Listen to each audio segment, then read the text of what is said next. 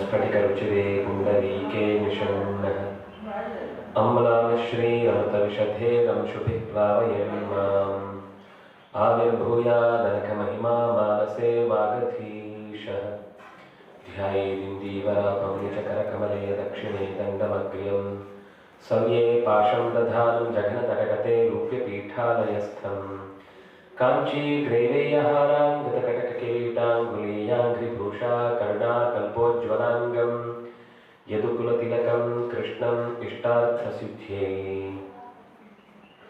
नमस्ते प्राणेश प्रणतविभवायावनिमगाः नमस्वामिन् रामप्रियतमानूनं गुरुगुण नमस्तुभ्यं भीमप्रवरतमकृष्णेष्ट भगवन्नमः श्रीमन्मध्वप्रतिशसुदृशन्नो जय जय रमापतिं पूर्णगुणं मुकुन्दं व्यासं च विज्ञानसहस्रभां पूर्णप्रबोधं च सुतत्वदीपं क्रमाद्गुरूंश्च प्रणमामि मूर्ध्ना सर्वेन्द्रियाभिमानिस्थमुख्यप्राणस्थविष्णुना प्रेरितश्रीचतुष्ट्यर्थं करिष्ये कर्म चाखिलम् स्वस्तिस्तु सतां हरि ओम्।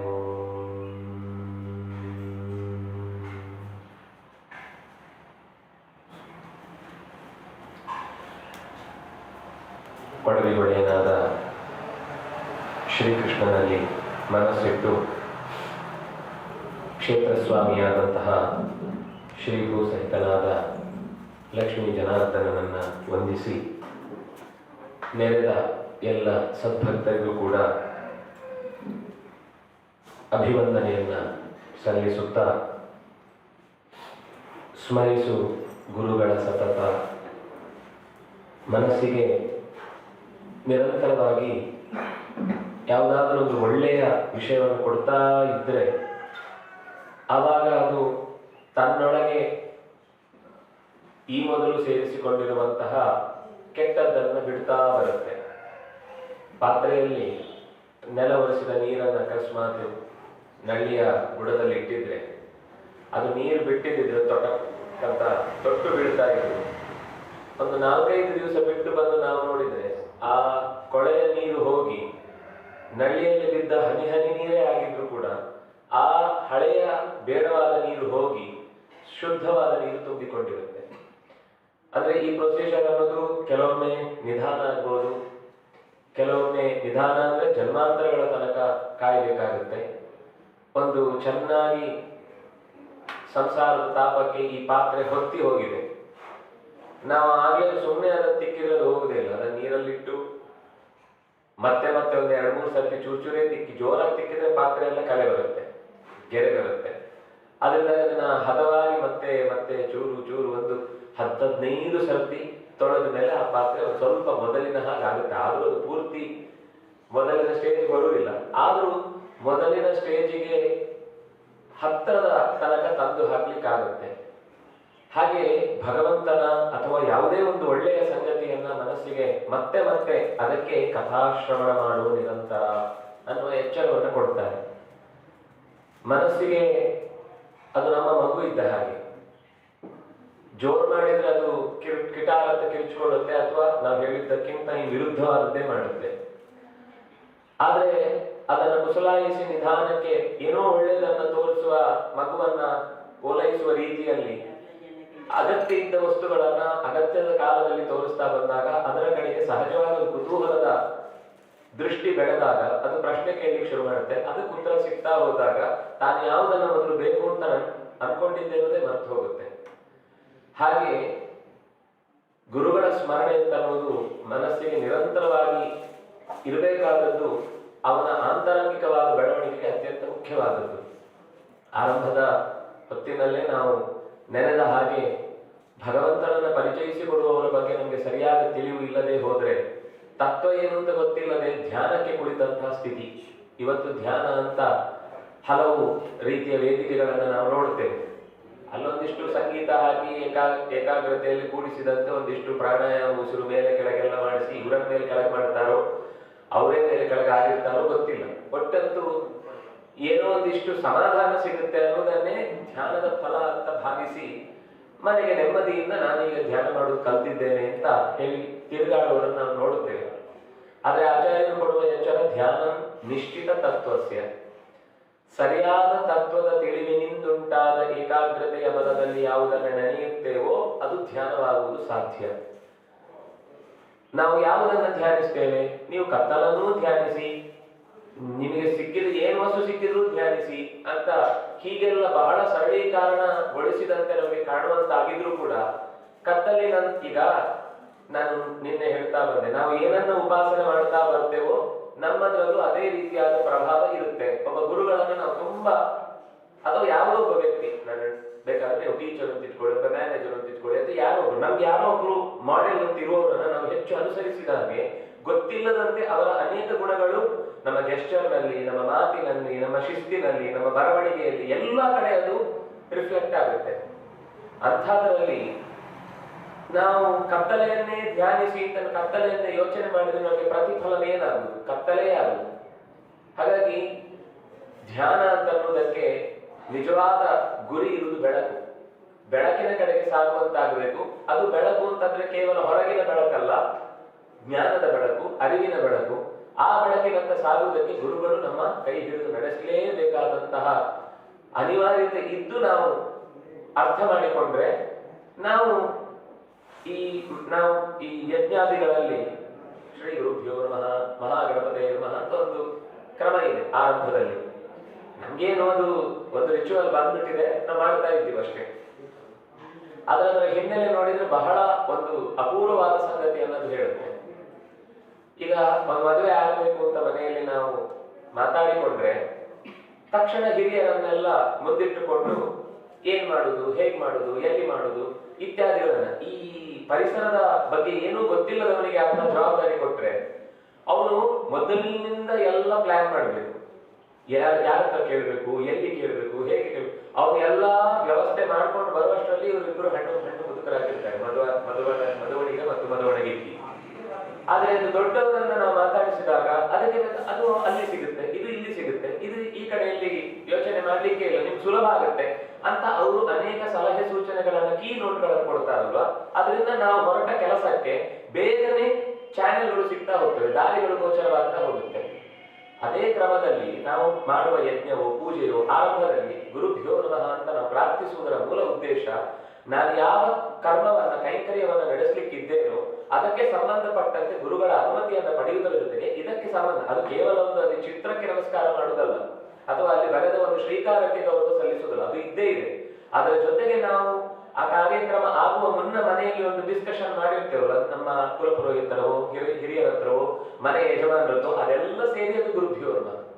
ಆ ಕಲ್ಪನೆಯೊಂದಿಗೆ ನಾವು ಆ ನಮಸ್ಕಾರವನ್ನು ಸಲ್ಲಿಸಿದಾಗ ಅವರು ನಮಗೆ ಕೊಟ್ಟ ಸಲಹೆ ಸೂಚನೆಗಳಿಗೆ ಕೃತಜ್ಞತೆ ಅರ್ಪಿಸಿದ ಹಾಗಾದಾಗ ಆ ಕ್ರಿಯೆಯಲ್ಲಿ ಒಂದು ಗೊತ್ತಿಲ್ಲದಂತಹ ಅಪೂರ್ವವಾದ ಒಂದು ಶಕ್ತಿ ಪುಣ್ಯದ ರೂಪದಲ್ಲಿ ನಮ್ಮ ಮುಂದಿನ ಕಾರ್ಯಗಳಿಗೆ ಒಂದು ಅನುಮತಿ, ಅದಕ್ಕೆ ಅನುಜ್ಞಾಂ ದೇಹಿ ಅಂತ ಕೇಳುತ್ತಾರೆ.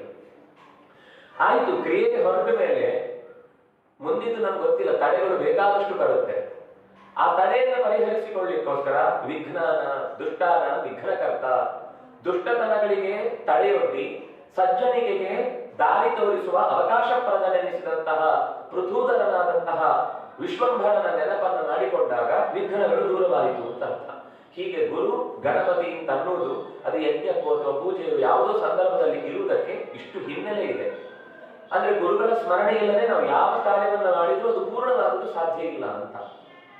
ಈ ಅಂಶದಲ್ಲಿ ಗುರುಗಳ ನೆನಪು ನಮ್ಮ ನಿತ್ಯದ ಎಲ್ಲ ಕೈಂಕರ್ಯಗಳಲ್ಲೂ ಇದರಲ್ಲಿ ಸೌಷ್ಠವತೆಯನ್ನು ಕಾಪಾಡಿಕೊಳ್ಳುವುದು ಹೇಗೆ?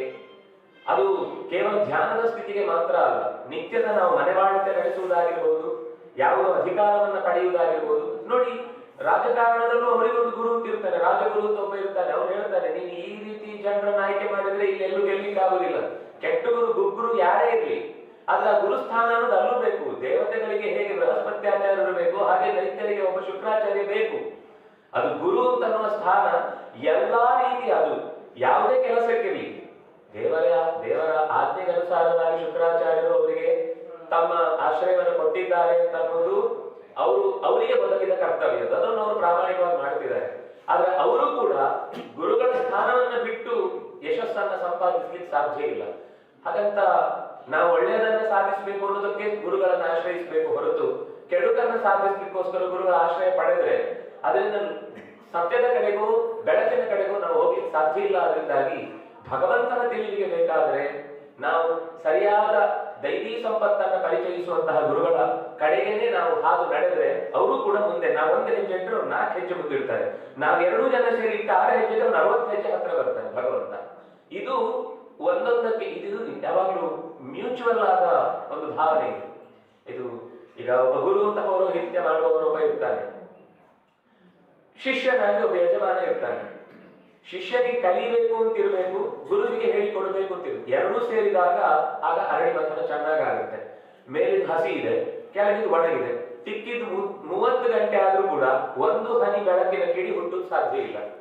ಹಾಗೆ ಒಬ್ಬ ಯಜಮಾನ ಇದ್ದಾನೆ, ಜೊತೆಗೆ ಒಬ್ಬ ಪೌರೋಹಿತ್ಯ ನಡೆಸೋನಿದ್ದಾನೆ. ಯಜಮಾನನಿಗೆ ಆಸಕ್ತಿ ಇಲ್ಲ, ಪುರೋಹಿತರು ಪಾಪ ಬಹಳ ಶ್ರದ್ಧೆಯಿಂದ ಮಾಡ್ತಾರೆ, ಅದು ಫಲಿಸುವುದಿಲ್ಲ. ಅಥವಾ ಯಜಮಾನ ಬಹಳ ಆಸಕ್ತಿ ಇರ್ತಾನೆ, ಪುರೋಹಿತ ಇನ್ನೊಂದ್ ಕಡೆ ವಹಿಸ್ಕೊಂಡಿರ್ತಾನೆ, ಅದು ಸಾಧ್ಯ ಆಗುದಿಲ್ಲ.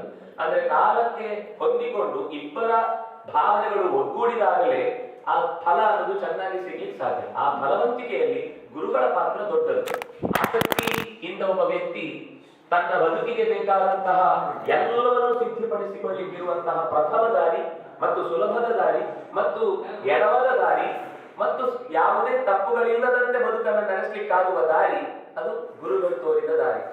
ಅದನ್ನ ಕೃಷ್ಣನು ಗುರುತ್ವವನ್ನು ವಹಿಸಿಕೊಂಡು ಹೇಳಿದ ಮಾತು ಕರ್ಮಣ್ಯೇವಾಧಿಕಾರಸ್ಥೆ ಮಾ ಫಲೇಷು ಕದಾಚನ.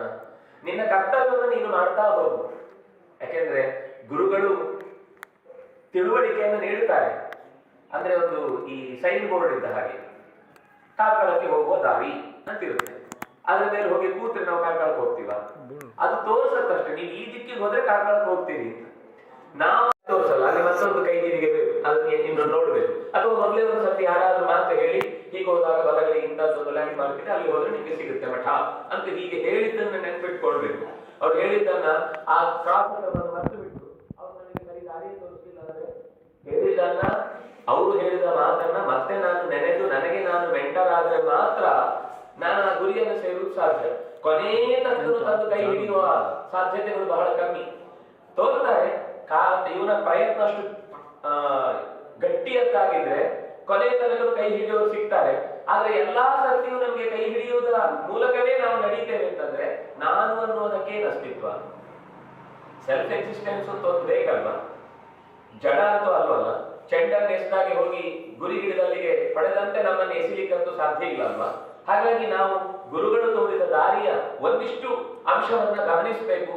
ಗುರುಗಳು ಆ ರೀತಿ ನಮ್ಮನ್ನು ಗುರಿಗೆ ಮುಟ್ಟಿಸ್ತಾರೆ ಅಂತ ಅನ್ನುವ ಹಾಗೆ ನಾವು ನಿನ್ನೆ ಹನುಮಂತ ಎಸೆದ ಬೆಟ್ಟದ ನೆನಪನ್ನು ಮಾಡಿಕೊಂಡ್ರೆ ಅಲ್ಲಿಗೆ ಹೋಗಿ ನಿಲ್ಲಿಸ್ತಾನೆ. ನಾವು ಎಲ್ಲಿಂದ ಬಂದೆವು ಅಲ್ಲಿಗೆ ತಂದು ನಿಲ್ಲಿಸ್ತಾನೆ. ಆ ಗುರಿಗೆ ಸೇರಬೇಕಾದ ಸ್ಥಿತಿಗೆ ನಮ್ಮನ್ನ ತಲುಪಿಸ್ತಾನೆ. ಅಂದ್ರೆ ನಾವು ನಮ್ಮನ್ನು ಸಮರ್ಪಣೆ ಮಾಡಿಕೊಡ್ಬೇಕಷ್ಟೇ ಮುಖ್ಯ. ರಾಮಚಂದ್ರನ ನಾಮವನ್ನ ನಿರಂತರ ಅನುಸರಣೆ ಮಾಡುತ್ತಾ ಸ್ಮರಣೆ ಮಾಡುತ್ತಾ ಕಿಂಪುರುಷ ಖಂಡದಲ್ಲಿ ಇವತ್ತಿಗೂ ನೆನೆಯುತ್ತಾ ತನ್ನ ಸುತ್ತಲಿನ ಮಂದಿಗೆ ಬೋಧಿಸುತ್ತಾ ಗಾನ ಮಾಡುತ್ತಾ ಗಾನ ಮಾಡಿಸುತ್ತಾ ಎಷ್ಟೇ ಕಥಾ ಸೇವಕ ಏವ ಸರ್ವದಾ ಸದಾರತಸ್ಮೈ ಅಚಲೈಕ ಭಕ್ತಿ ಸಜೀವಮಾನೋ ನಪರ ಕಥಂಚಿತ್. ಅವನ ಪ್ರಾರ್ಥನೆ ರಾಮಚಂದ್ರ ಕೇಳ್ತಾನೆ, ನಿನಗೇನ್ ಬೇಕು ಅಂತ. ನಿನ್ನ ಕತೆ ಹೇಳುವವರಲ್ಲಿ ನನ್ನಷ್ಟು ಹಿರಿಯ ಇನ್ನೊಬ್ಬನಾಗಬಾರದು, ಅಷ್ಟು ಕತೆ ಹೇಳುವ ಶಕ್ತಿ ಕೊಡು. ಇನ್ನೊಬ್ಬ ಆಗಬಾರ್ದು ಅಂತದ್ದು ಇನ್ನೊಬ್ಬ ನನ್ನ ಪಕ್ಕಕ್ಕೆ ಸರಿಸಿದ್ದಲ್ಲ, ಬೇರೆ ಎಲ್ಲರಿಗಿಂತ ಹೆಚ್ಚು ಕತೆ ಹೇಳುವ ಶಕ್ತಿ ನನಗೆ ಬರಲಿ ಅಂತ. ಈ 2 ತರದ ಹೊಟ್ಟೆ ಕಿಚ್ಚು ಅಂತ ನಾವು ಊಹಿಸಬಹುದು. ಅದಕ್ಕೆ ಶಬ್ದಗಳು ಬೇರೆ ಬೇರೆ ಇದೆ, ನಾವು ಒಂದೇ ಅರ್ಥದಲ್ಲಿ ಬಳಸ್ತೇವೆ. ಒಂದು ಮತ್ಸರ, ಇನ್ನೊಂದು ಅಸೂಯೆ. ಮತ್ಸರ ಅನ್ನೋದು ಒಳ್ಳೆಯದು ಅಂತಂದ್ರೆ ಇನ್ನೊಬ್ಬರ ಕಾಲ ಎಳೆಯದೆ ಹೋದ್ರೆ ಅದು ಮತ್ತಹ ಸರತಿ, ನನ್ಗಿಂತ ಮುಂದೆ ಹೋಗ್ತಾನೆ ಅಂತ. ಅಸೂಯೆ ಅಂದ್ರೆ ಅವನು ಬೆಳೆಯದಂತೆ ಅವನನ್ನ ಪ್ರಾಣಿ ಗರ್ಭ ವಿಮೋಚನೆ ಆಗದಂತೆ ತಡೆದು ಅವನನ್ನ ಕಾಲ ಎಳೆದು ಹಿಂದಕ್ಕೆ ಎಳೆಯುವುದಿಲ್ಲಲ್ಲ, ಅದು ಅಸೂಯೆ, ಅದು ಕೆಟ್ಟದ್ದು. ನಾವು ಕಾಲೆಳಿತಾ ಹೋದ್ರೆ ಕೊನೆಯವರೆಗೂ ಕಾಲ್ಗುಡದಲ್ಲೇ ಇರ್ತೇವೆ. ನಾವು ನಮ್ಮ ಪಾಡಿಗೆ ಇನ್ನೊಂದು ಏರಿ ಹತ್ಕೊಂಡು ಹೋಗ್ತೇವೆ ಅಂತಂದ್ರೆ ಅವ್ರು ಯಾರು ಬೇಕಾದ್ರೂ ಹತ್ಲಿ ಬಿಡ್ಲಿ, ನಾವು ನಮ್ಮ ಪ್ರಯತ್ನ ಮಾಡ್ತಾ ಇದ್ದೇವೆ ಅಂತ ಅನ್ನೋದಕ್ಕೋಸ್ಕರ ಗುರಿ ಮುಟ್ಟುವುದು ಸಾಧ್ಯ ಆಗುತ್ತೆ. ಈ ಅರ್ಥದಲ್ಲಿ ಗುರು ನೋಡಿ, ಇದೆಲ್ಲ ಗುರುಗಳಿಂದಲೇ ಗೊತ್ತಾಗಬೇಕಾದ ಸಂಗತಿ ಹೊರತು ಇದು ನಾವೇ ಭಾಷೆಯಿಂದ ತಕ್ಷಣದಲ್ಲಿ ಕೇಳಿ ನೋಡಿ ಎಲ್ಲವೂ ಗೊತ್ತಾಗುವುದಿಲ್ಲ. ಕೆಲವು ಬಹಳ ಸೂಕ್ಷ್ಮವಾದ ಸಂಗತಿಗಳಿರ್ತಾರೆ. ಆದ್ರೆ ನಾವು ಅದನ್ನ ಅಕ್ಷರ ಅಂತ ಶಬ್ದ ಬಂದ ತಕ್ಷಣ ಅದು ಕೆಟ್ಟದ್ದು ಅಂತ ನಾವು ಅದನ್ನ ಧಿಕ್ಕರಿಸುವ ಸಾಧ್ಯತೆಗಳಿರ್ತಾರೆ. ಇದು ಸರಿ ಅಂತ ಗೊತ್ತಾಗ ನಮಗೆ ಆಚಾರ್ಯರು ಕೊಟ್ಟ ಭಾಗವತ ತಾತ್ಪರ್ಯ ನಿರ್ಣಯದಲ್ಲಿ ನಿರ್ವತ್ಸರಾಣ ಸದಾ ಅನ್ನುವ ಮಾತನ್ನ ಹೇಳ್ತಾ ಅಲ್ಲಿ ಅರ್ಜುನನ ಹೊಟ್ಟೆ ಕಿಚ್ಚು ಅಂತ ಅನ್ನೋದು ಏಕಲವ್ಯನಿಗೆ ಹೇಳಿಕೊಟ್ಟದ್ದು ಯಾಕೆ ಅಂತ ಆಕ್ಷೇಪ ಇರಲಿಲ್ಲ, ನನಗೆ ಹೇಳಿಕೊಡ್ಲಿಲ್ಲ ಯಾಕೆ ಅಂತ ಅನ್ನೋ ಬೇಸರ ಇತ್ತು ಅವನಿಗೆ, ಅಷ್ಟನ್ನೇ ಕೇಳಿದ್ದವನು. ಆ ಅರ್ಥದಲ್ಲಿ ಅರ್ಜುನನ ಮತ್ಸರ ಅನ್ನೋದು ದೋಷಯುಕ್ತವಾಗಿರ್ಲಿಲ್ಲ ಅಂತ ಅಲ್ಲಿ ಆ ಕಥೆಯನ್ನು ನಿರೂಪಣೆ ಮಾಡುವಾಗ ಶಬ್ದವನ್ನು ವಿವರಿಸ್ತಾರೆ. ಆದ್ರೆ ಆದಷ್ಟು ಹೆಚ್ಚು ಹೆಚ್ಚು ಸ್ಪರ್ಧೆಗೊಡ್ಡದಂತೆ ನಮ್ಮ ಬದುಕನ್ನ ಕಟ್ಟಿಕೊಂಡ್ರೆ ಆ ಸ್ಪರ್ಧೆ ಎಂದಿಗಿದ್ರೂ ರಜಸ್ಸಿನ ಸ್ವಭಾವವೇ ಆದ್ರಿಂದಾಗಿ ಅದು ಮತ್ತೆ ಎಲ್ಲೋ ತಮಸ್ಸಿನ ಕಡೆಗೆ ನಮ್ಮನ್ನು ಎಳೆಯುವ ಸಾಧ್ಯತೆ ಇದೆ, ಆದ್ರಿಂದಾಗಿ ನಾನು ಬಿಡುವುದು ಒಳ್ಳೆಯದು ಅಂತ ಹೇಳ್ತಾರೆ. ಆದ್ರೆ ಅಸೂಯೆ ಎಷ್ಟು ಕೆಟ್ಟ ಸಂಗತಿ ಅಲ್ಲ, ಕೆಲವೊಂದು ಸಂದರ್ಭದಲ್ಲಿ ಆ ಮುಂದೆ ನಡೆಯುವಂತಹ ಛಾತಿ ಮನುಷ್ಯನಿಗೆ ಬೇಕಾಗುತ್ತೆ, ಅದನ್ನ ಗುರುಗಳ ಅನುಗ್ರಹದಿಂದ ಒಬ್ಬ ಸಾಧಕ ಪಡ್ಕೊಳ್ಳಿಕ್ಕೆ ಸಾಧ್ಯ ಆಗುತ್ತೆ ಅನ್ನುವುದನ್ನ ಹೇಳಿ ನನ್ನನ್ನ ಉಳಿದ ಎಲ್ಲ ಕಥೆಯನ್ನ ಹೇಳುವವರಿಗಿಂತ ಹೆಚ್ಚು ಕಥೆ ಹೇಳುವ ಶಕ್ತಿಯನ್ನ ನನ್ನಲ್ಲಿ ತುಂಬು. ಅಚಲೈಕ ಭಕ್ತಿ, ನಿನ್ನಲ್ಲಿ ಅಚಲವಾದ ಏಕಭಕ್ತಿ. ಏಕಭಕ್ತಿ ಅಂದ್ರೆ ಏಕಭಕ್ತಿಯ ವಿಶಿಷ್ಟತೆ ಅಂತ ಕೃಷ್ಣನು ಎಚ್ಚರಿಕೆ ಕೊಡ್ತಾನೆ. ನಮ್ದು ಭಕ್ತಿ ಬಹಳ ಭಕ್ತಿ.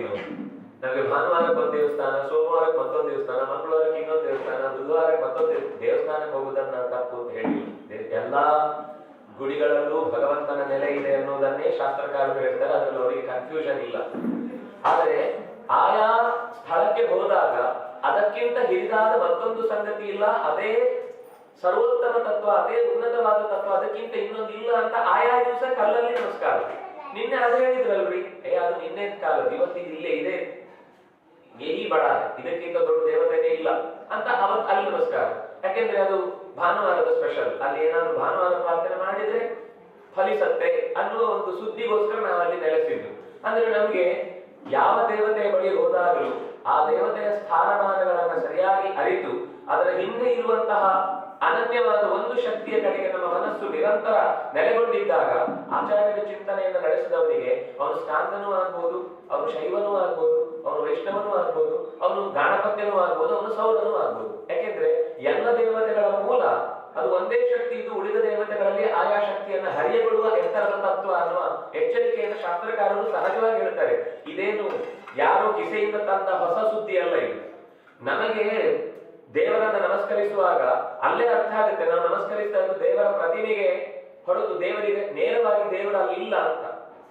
ಕೆಲವರು ಇನ್ನೂ ದಾಟರು ಇದ್ದಾರೆ, ಏನ್ ಮಾಡ್ಲಿಕ್ಕೆ ಆಗುದಿಲ್ಲ, ಅವ್ರಿಗೆ ಶಾಲೆ ಕಳಿಸ್ಬೇಕು, ಭಾರತದ ಭೂಪಟ ತೋರಿಸಿ ಇದು ಭಾರತದಲ್ಲಿ ಕರ್ನಾಟಕ ಅಂತ ತೋರಿಸಿದಾಗ ಕರ್ನಾಟಕವು ಅದು ಕರ್ನಾಟಕ ಹೇಗಿರಬಹುದು ಅಂತ ಅನ್ನೋದಕ್ಕೊಂದು ಚಿತ್ರ. ಅದು ಕರ್ನಾಟಕ ಅಲ್ಲ. ಕರ್ನಾಟಕ ಒಂದು ವೇಳೆ ನೀನು ಯೋಚಿಸಿದ್ರೆ ಎತ್ತರಕ್ಕೆ ಹೋಗಿ ನಿಂತ್ರೆ ಬೇಡ, ಕರ್ನಾಟಕ ತನಕ ಹೋಗ್ಬೇಡ. ಒಂದು ಸಿಂಹದ ಚಿತ್ರ ತೋರಿಸ್ತಾರೆ, ಒಂದು ಹುಲಿಯ ಚಿತ್ರ ತೋರಿಸ್ತಾರೆ, ಒಂದು ಮಂಗನ ಚಿತ್ರ ತೋರಿಸ್ತಾರೆ. ಈ ಮಂಗಗಳಿಗೆ ಇದನ್ನು ಮಂಗ ಅಂತ ತೋರಿಸಿದ್ರೆ ಏನು ಹಲ್ಕಿಸಿಯುವುದೇ ಇಲ್ಲ, ನಗುವುದೇ ಇಲ್ಲ ಅಂತ ಕೇಳುವುದಿಲ್ಲ, ಮಕ್ಕಳಿಗೆ ಅರ್ಥ ಆಗುತ್ತೆ.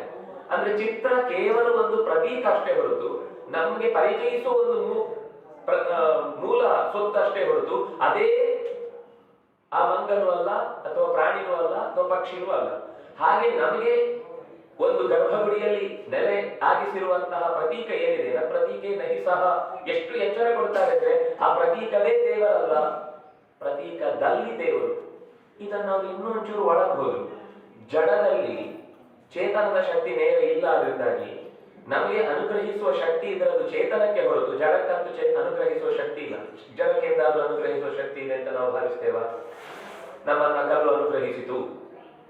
ನಾವು ಕಲ್ಲಿಗೆ ನಮಸ್ಕಾರ ಮಾಡುವಾಗಲೂ ನಮ್ಗಿರುವ ಭಾವನೆ ಕಲ್ಲಿನೊಳಗೆ ನಾನೇ ಇದ್ದಾನೆ, ಕಲ್ಲಿನೊಳಗೆ ಯಾವುದೋ ದೇವ ಇದ್ದಾನೆ, ಕಲ್ಲಿನೊಳಗೆ ಶಿವ ಇದ್ದಾನೆ, ಒಂದು ಮಂಗಳಮಯವಾದಂತಹ ಶಕ್ತಿ ಇದೆ ಅನ್ನುವ ಈ ಎಚ್ಚರದಿಂದ ನಾವು ನಮಸ್ಕಾರ ಮಾಡುತ್ತೇವೆ.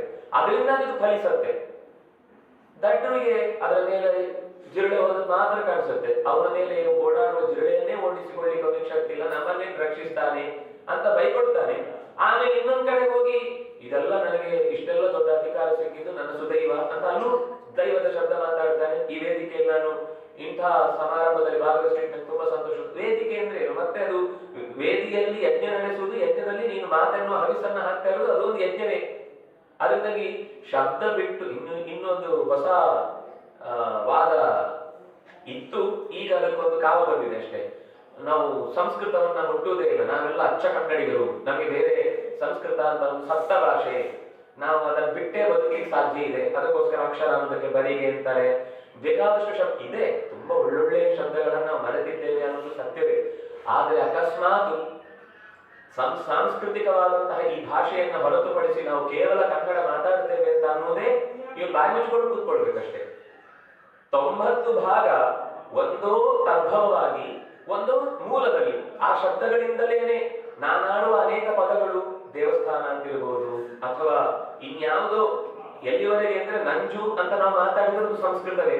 ನಜಿ ಹಿಂಸಾಯ ಅನ್ನೋ ಧಾತ್ಯದಿಂದಲೇ ಹುಟ್ಟಿದ ಶಬ್ದ ಅದು. ಅದರಿಂದ ನಮ್ಗೆ ಗೊತ್ತಿಲ್ಲ ಅಷ್ಟೇ ಅದು ಎಲ್ಲಿಂದ ಬಂತು ಅಂತ ಅನ್ನೋದು. ಅಂದ್ರೆ ನಮ್ಗೆ ಏನಾಗುತ್ತೆ ಅಂದ್ರೆ ಗುರಿ ಗೊತ್ತು ಇಲ್ಲದೆ ಇದ್ದ ಕೆಲವು ಹರತಾಳಗಳು ಚಳುವಳಿಗಳು ಏನ್ ಮಾಡ್ತವೆ ಅಂದ್ರೆ ನಮ್ಮನ್ನು ಮತ್ತಷ್ಟು ಹೊಂಡಕ್ಕೆ ತಳ್ಳುತ್ತೆ. ಅದಕ್ಕೆ ಕಾರಣ ನಾವು ಸರಿಯಾದ ಗುರುವನ್ನ ಕೈ ಹಿಡಿದು ನಡೆಯುವ ಹಂತದಲ್ಲಿ ಇಲ್ಲ. ಇದು ಭಾಷೆಯ ದೃಷ್ಟಿಯಿಂದ ಇರಬಹುದು, ದೇಶದ ದೃಷ್ಟಿಯಿಂದ ಇರಬಹುದು, ಅಥವಾ ನಮ್ಮ ಸಂಸ್ಕೃತಿಯ ದೃಷ್ಟಿಯಿಂದ ಇರಬಹುದು, ಸಂಸ್ಕಾರಗಳ ದೃಷ್ಟಿಯಿಂದ ಇರಬಹುದು. ಎಲ್ಲಿ ತಗೊಂಡ್ರು ಒಬ್ಬ ಗುರು ಬೇಕು. ಅದು ಗುರು ಇಲ್ಲದೆ ನಾವು ಗುರಿ ಮುಟ್ಲಿಕ್ಕೆ ಸಾಧ್ಯ ಇಲ್ಲ. ಹನುಮಂತನಿಗೂ ಮನಸ್ಸಿನ ತುಂಬಾ ಇದ್ದದ್ದು ರಾಮನ ನಾಮವನ್ನು ಹೇಳುವಾಗಲೂ ನಾನು ಯಾವತ್ತೂ ಕೂಡ ಭಗವಂತನ ನೆನಪಿನಿಂದ ಪಕ್ಕಕ್ಕೆ ಜಾರಬಾರದು. ಈಗಲೂ ಹಾಡುತ್ತಾ ಸಂತೋಷವಾಗಿ ಅಲ್ಲಿರುವ ಸಜ್ಜನರನ್ನು ಮುದಗೊಳಿಸ್ತಾ ಇದ್ದಾನೆ ಅಂತ ಭಾಗವತವು 5ನೇ ಸ್ಕಂಧದಲ್ಲಿ ಕಿಂಪುರುಷ ಖಂಡದಲ್ಲಿ ನೆಲೆಸಿದ್ದಾನೆ ಎನ್ನುವ ಮಾತನ್ನು ಹೇಳುತ್ತೆ. ಆದ್ರೆ ಅಷ್ಟಕ್ಕೆ ಸಾಕಾಗಿಲ್ಲ. ಅವರು ಅಲ್ಲಿ ಕೂತ್ಕೊಂಡು ಭಜನೆ ಮಾಡ್ತಾ ಇದ್ರೆ ಇಲ್ಲಿದ್ದವರಿಗೆ ಮತ್ತೆ ಸಮಸ್ಯೆಗಳು ಶುರುವಾಯಿತು. ಆಗ ಭಗವಂತ ಮತ್ತೆ ಅವತರಿಸಿ ಬರುವಾಗ ಭಗವಂತನ ಸೇವಕರಾಗಿ ಉಳಿದ ಎಲ್ಲ ದೇವತೆಗಳು, ಯಾಕೆಂದ್ರೆ ಭಗವಂತನ ಪ್ರತಿಯೊಂದು ಕೈಂಕರ್ಯದಲ್ಲೂ ನಾವು ಪಾಲುದಾರರಾಗಬೇಕು, ನಮಗೂ ಅದರಲ್ಲಿ ಒಂದು ಭಾಗ ಬೇಕು ಅಂತ ದೇವತೆಗಳು ಯಾವಾಗಲೂ ಬಯಸ್ತಾ ಇರುವರು. ಸುರಗಣಾಹ ಯಸ್ಯ ಪ್ರಭೋ ಸೇವಕ, ಯಾವ ದೇವತೆಗಳ ಗುಂಪಿದ್ರು ಕೂಡ ಅದು ಪರಮಾತ್ಮನ ಸೇವೆಗೋಸ್ಕರ ಅಂತ ಇಳಿದು ಬರ್ತಾರೆ. ಕೆಲವರು ಬೇಗ ಬರ್ತಾರೆ, ಕೆಲವರು ಆಮೇಲೆ ಬರ್ತಾರೆ, ಕೆಲವರು ಒಟ್ಟೊಟ್ಟಿಗೆ ಬರ್ತಾರೆ. ಹಾಗೂ ಮತ್ತೆ ಕೃಷ್ಣಾವತಾರದ ಹೊತ್ತಿನಲ್ಲಿ ಕುಂತಿಯ ಗರ್ಭದಲ್ಲಿ 2ನೆಯ ಮಗನಾಗಿ ವಾಯುದೇವ ದುರ್ವಾಸರ ಮಂತ್ರಕ್ಕೆ ಒಲಿದು ಕುಂತಿಯ ಗರ್ಭದಲ್ಲಿ ಹುಟ್ಟಿದ ಅಂತ ನಾವು ಭಾರತದಲ್ಲಿ ನೋಡ್ತೇವೆ. ಹುಟ್ಟುತ್ತಲೇ 10ನೇ ದಿನದಲ್ಲಿ ಒಂದು ದೊಡ್ಡ ಸಮಸ್ಯೆ ಅಂದ್ರೆ ಅಚ್ಚರಿ ಹುಟ್ಟಿಸುವ ಒಂದು ಘಟನೆ ನಡೆಯಿತು. ಹೊತ್ಕೊಂಡು ಹೋಗ್ತಾ ಇದ್ದವರಿಗೆ ಹಿಂದಿನಿಂದ ಒಂದು ಗರ್ಜನೆಯ ದನಿ ಕೇಳಿ ಕೈಯಿಂದ ಜಾರಿ ಬಿದ್ದ ಮಗುವನ್ನ ಅಯ್ಯೋ ಅಂತ ಗಾಬರಿ ಪಟ್ಟಾಗ ಆದ ಸದ್ದನ್ನ ನೋಡಿದ್ರೆ ಆ ಬಿದ್ದ ಜಾಗದಲ್ಲಿ ಶತಶೃಂಗ ಬೆಟ್ಟ ಪುಡಿಯಾಗಿ ತೊರೆದು ಮಗು ನಗುತ್ತಾ ಕೂತಿತ್ತು. ಅಚ್ಚರಿ ಆಯ್ತವಳಿಗೆ, ಇದೆಂಥ ಮಗು, ಮೆತ್ತನೆಯ ಮಗು, ಮೈ ಇನ್ನೂ ಹಸಿ ಇದೆ. ಅಂತಹ ಮಗು ಬಿದ್ದಾಗ ಬೆಟ್ಟ ಹೊಡೆಯಿತು ಅಂದ್ರೆ ಇದರ ತಾಕತ್ತು ಏನು? ಆಗ್ಲೇ ಅವಳಿಗೆ ಅರ್ಥ ಆಗಿತ್ತು, ಇದು ಸಾಮಾನ್ಯ ಮಗು ಅಲ್ಲ ಅಂತ. ಬೆಳೆದು 10-15 ವರ್ಷ ಪಾಂಡುವಿನ ಜೊತೆಗೆ ಓಡಾಡ್ತಾ ಇರುವಾಗ ಪಾಂಡುವಿನ ಅಂತ್ಯ ಆಗುತ್ತೆ ಒಂದು ಕಾರಣದಿಂದ. ಅವಳಿಗೆ ತುಂಬಾ ಕಷ್ಟ ಆಗುತ್ತೆ. ಆಗ ಋಷಿಗಳೆಲ್ಲ ನೀವು ಸೇರಬೇಕಾದ ಜಾಗಕ್ಕೆ ಕರ್ಕೊಂಡು ಹೋಗ್ತೇವೆ ಅಂತ ತಂದು ಅಲ್ಲಿ ಪಾಂಡು ಅವರಿಗೆ ಶಿಕ್ಷಣವನ್ನು ಕೊಟ್ಟಿರ್ತಾರೆ ಬಹಳಷ್ಟು.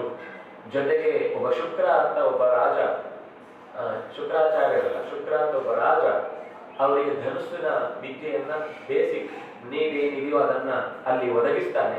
ಅದರ ಜೊತೆಗೆ ಋಷಿಗಳ ಆಶ್ರಮದಲ್ಲಿ ಓಡಾಡ್ತಾ ಇದ್ದರಿಂದ ಮಕ್ಕಳು ಕೂಡ ಓಡಾಡ್ತಾ ಸೇವೆ ಮಾಡ್ತಾ ಅವರಿಂದ ತುಂಬಾ ಆತ್ಮೀಯವಾಗಿ ಬೆಳೆದಿರ್ತಾರೆ.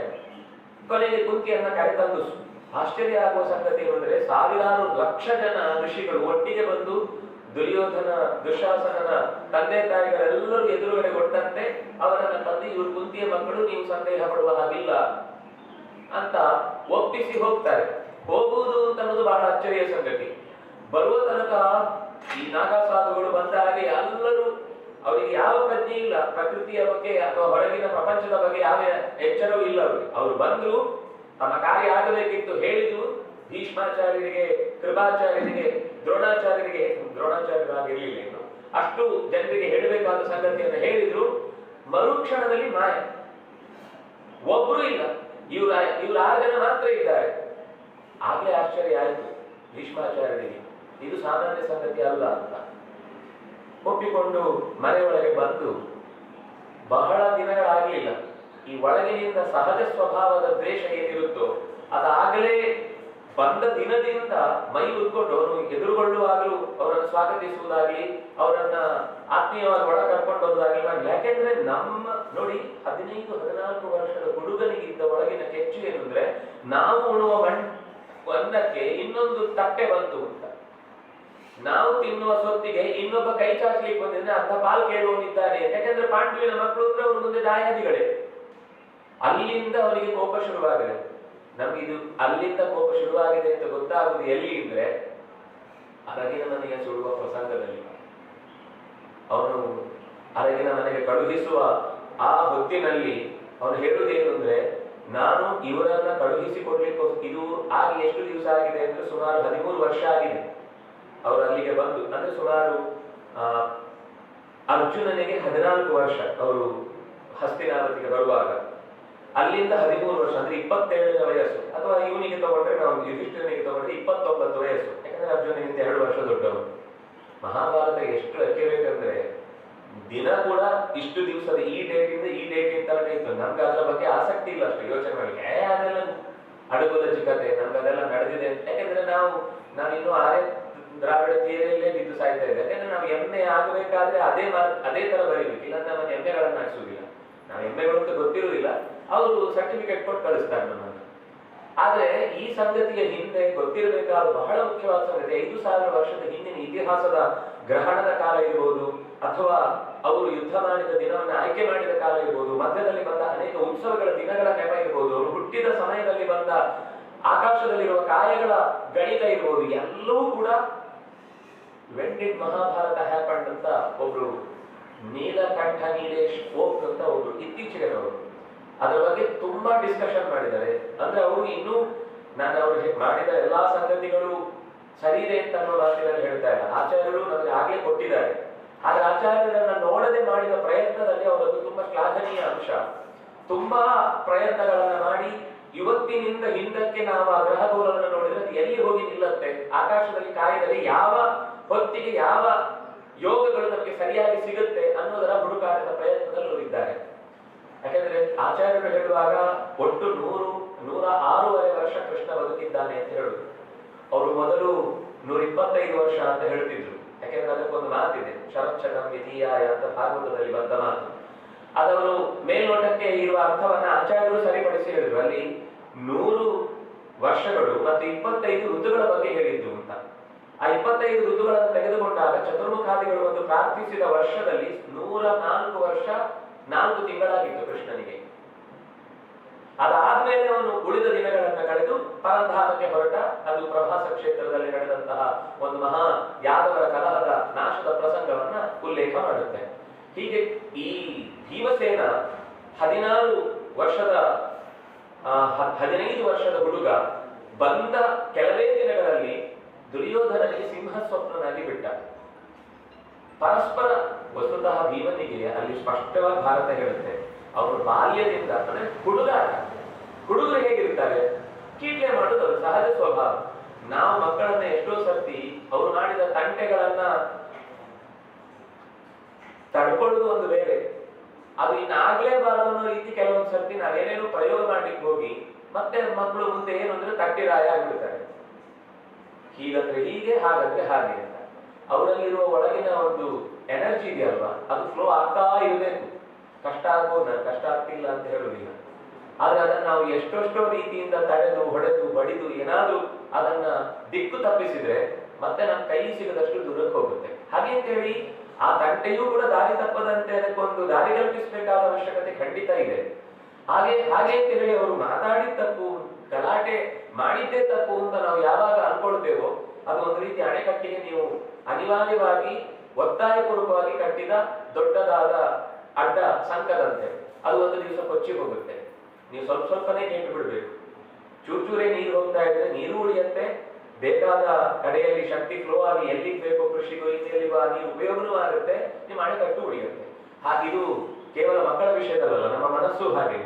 ನಮ್ಮ ಮನಸ್ಸಿಗೂ ನಾವು ಅಣೆಕಟ್ಟು ಎಷ್ಟು ಕಟ್ಟಬೇಕು ಅಂತಂದ್ರೆ ಹರಿದು ಹೋಗಬೇಕು ನೀರು, ಆದ್ರೆ ಶಕ್ತಿ ವ್ಯರ್ಥ ಆಗಬಾರದು. ಆ ರೀತಿ ಅದಕ್ಕೊಂದು ದಾರಿ ಕಲ್ಪಿಸುವಂತಹ ರೀತಿಯನ್ನ ನಾವು ಗುರುಗಳಿಂದ ಕಲಿಯುವುದು ಸಾಧ್ಯ.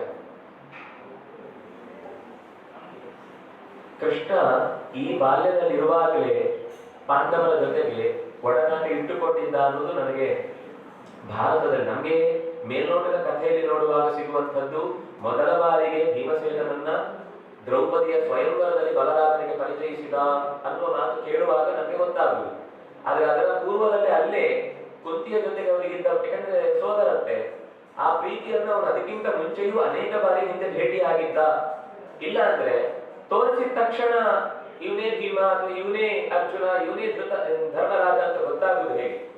ಅಷ್ಟಕ್ಕೂ ಅಲ್ಲದೆ ಈಚಿನಿಂದ ಅರ್ಜುನ ಅವರನ್ನ ನೋಡಿನೇ ಸೀದಾ ಹೋಗಿ ಧನುಸ್ಸಿಗೆ ಕೈ ಹಾಕಿ ಒಪ್ಪಿಗೆ ತಗೊಂಡು ಹೊರಡ್ತಾನೆ. ಅಲ್ಲಿ ಕೃಷ್ಣ ಕೂತಿದ್ದಾನೆ ಅನ್ನೋದು ಮೊದಲು ಅರ್ಜುನನಿಗೆ ಗೊತ್ತಾಗಬೇಕಾದ್ರೆ ಈ ಹಿಂದೆ ಅರ್ಜುನ ಕೃಷ್ಣನನ್ನ ನೋಡಿರ್ಬೇಕು ಅಂತಾನೆ ಅರ್ಥ. ಹಾಗಾಗಿ ಅವರಲ್ಲಿ ಅತ್ಯಂತ ನಿಕಟವಾದ ಸಂಬಂಧ ಇತ್ತು ಅಂತ ನಮ್ಗೆ ಗೊತ್ತಾಗುತ್ತೆ.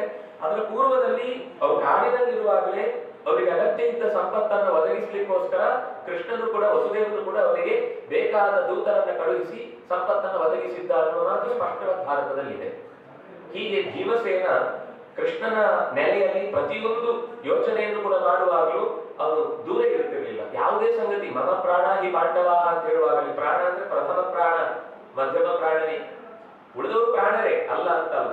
ಆದ್ರೆ ಪ್ರಾಣ ಶಬ್ದದ ನಿಜವಾದ ಅರ್ಥ ಭೀಮನಲ್ಲೇ ತುಂಬಿಕೊಳ್ಳುವುದಾದ್ರಿಂದಾಗಿ ಮಮ ಪ್ರಾಣ ಅಂದ್ರೆ ನಾನು ಯಸ್ಮಿನ್ ಉತ್ಕ್ರಾಂತಿ ಉತ್ಕ್ರಮಿಷ್ಯಾಮಿ, ಯಸ್ಮಿನ್ ಪ್ರತಿಷ್ಠಿತೆ ಪ್ರತಿಷ್ಠಾಸ್ಯಾಮಿ ತತ್ ಪ್ರಾಣ ಸೃಜತ ಅಂತ ಉಪನಿಷತ್ತು ಹೇಳುವಾಗ ನನ್ನ ಯೋಚನೆಗಳಿಗೆ ಒಂದಿನಿತೂ ಬೇರೆಯಾಗದಂತೆ ಯೋಚಿಸುವ, ನಾನು ಕೂತ್ರೆ ಕೂಡುವ, ನಾನು ನಿಂತರೆ ನಿಲ್ಲುವ, ನಾನು ಹೊರಟ್ರೆ ಹೊರಡುವಂತಹ ಶಕ್ತಿಯಾಗಿ ಪ್ರಾಣ ಪೀಯೆಯಾಗಿ ನನಗೆ ಪರ್ಸನಲ್ ಅಸಿಸ್ಟೆಂಟ್ ಆಗಿ ಎಲ್ಲ ಕಡೆಯಲ್ಲೂ ಇದ್ದಾನೆ ಅಂತ. ಹಾಗಾಗಿ ಭೀಮಸೇನ ಹುಡುಗಾಟದಿಂದ ಮಾಡಿದಂತಹ ಆಟದ ಕೆಲಸಗಳನ್ನ ದುರ್ಯೋಧನ ಮೊದಲಿನಿಂದ ಅವನಿಗೆ ಒಳಗಿನಿಂದಲೇ ಇದ್ದ ಸಹಜವಾದ ದ್ವೇಷವನ್ನ ಹೆಚ್ಚು ಮಾಡಿಕೊಂಡು, ಹೆಚ್ಚು ಕಾರಿಕೊಂಡು ಅವರನ್ನು ಕೊಲ್ಲುವ ಅನೇಕ ಪ್ರಯತ್ನಗಳನ್ನು ಮಾಡಿದ. ಅದರಲ್ಲಿ 3 ಪ್ರಯತ್ನಗಳನ್ನ ಭಾರತ ಉಲ್ಲೇಖ ಮಾಡುತ್ತೆ. ಕೊನೆಗೆ ಎಷ್ಟು ಅಂತ ಹೇಳುವುದು ಅಂತ ಹೇಳಿ ಕೊನೆಗೆ ಅವನು ಎಷ್ಟೆಷ್ಟು ಅಪಾಯವನ್ನು ಒಡ್ಡಿದ್ದು ಅಷ್ಟನ್ನು ಪಾಂಡವರು ಎದುರಿಸಿ ನಿಂತರು ಅಂತ ಒಂದು ಸಾಲಿನಲ್ಲಿ ಎಲ್ಲಾ ಅಪಾಯಗಳ ಕಥೆಯನ್ನು ಮುಗಿಸಿ ಬಿಡುತ್ತಾರೆ. ಒಂದು ಬಾರಿ ಸಾಮಾನ್ಯವಾಗಿ ಊರಿನ ಹೊರಭಾಗಕ್ಕೆ ಕರ್ಕೊಂಡು ಹೋಗುವುದು ಅಂದ್ರೆ ಏನೋ ಒಂದು ಅಪಾಯ ಇದೆ ಅಂತಾನೆ ಅರ್ಥ ರಾಜರ ಮನೆತನಗಳಲ್ಲಿ. ಅದು ಕಥೆ ಹೇಗೋ ಮುಗಿಸ್, ಯಾಕೆಂದ್ರೆ ಅರಮನೆ ಒಳಗೆ ನಡೆದ್ರೆ ಅದು ನೀವು ಅಕಸ್ಮಾತ್ ಆಗಿ ನಡೆದ್ರು ಅದು ಯಾವ ಪರಿಸರದಲ್ಲಿ ನಡೀತೋ ಅವನ ತಲೆಗೆ ಅದು ಕಟ್ಟುವಂಥದ್ದು. ಹಾಗಾಗಿ ನಡೆಸಬೇಕು ಅಂತಿದ್ರು ಕೂಡ ಅರಮನೆಯಿಂದ ಹೊರಗಾಗಬೇಕು ಅಂತ ಈಜು ಸ್ಪರ್ಧೆಯನ್ನ ಏರ್ಪಡಿಸಿ ಅಲ್ಲಿ ಆಟ ಆಡುವ ನೆಪದಲ್ಲಿ ಅವರಿಗೆ ವಿಷ ಉಡಿಸ್ತಾರೆ. ಇನ್ನೊಂದು ಬಾರಿ ವಿಷದ ಹಾಲಿನಿಂದ ಕಚ್ಚಿಸ್ತಾರೆ. 3ನೆಯ ಬಾರಿ ಗಂಗೆಯ ನಡುವಿನಲ್ಲಿದ್ದ ಬಹಳ ಆಳವಾದ ಸುಳಿಗಳಿಂದ ಕೂಡಿದ ಪ್ರಮಾಣಕೋಟಿ ಅನ್ನುವ ಜಾಗದಲ್ಲಿ ಅವನನ್ನು ಕೈಕಾಲು ಕಟ್ಟಿ ಎಸೀತಾರೆ. 3 ಬಾರಿಯೂ ಅನಾಯಾಸವಾಗಿ ಅದು ಭೀಮಸೇನ ಬಂದ. 3ನೇ ಸರ್ತಿ ಅವನು ಬರುವಾಗ 8 ದಿವಸ ಕಳೆದು ಹೋಗಿತ್ತು. ಇವರು ಬಹಳ ಹೆಮ್ಮೆ, ಪಾಂಡವರು ಎದುರಾದಾಗ ಮುಖ ಸಪ್ಪೆ ಮಾಡುದು, ಭೀಮಸೇನ ಇನ್ನು ಬರ್ಲಿಲ್ವಾ ಅಂತ ದುರ್ಯೋಧನಾದಿಗಳು ಕೇಳುವರು.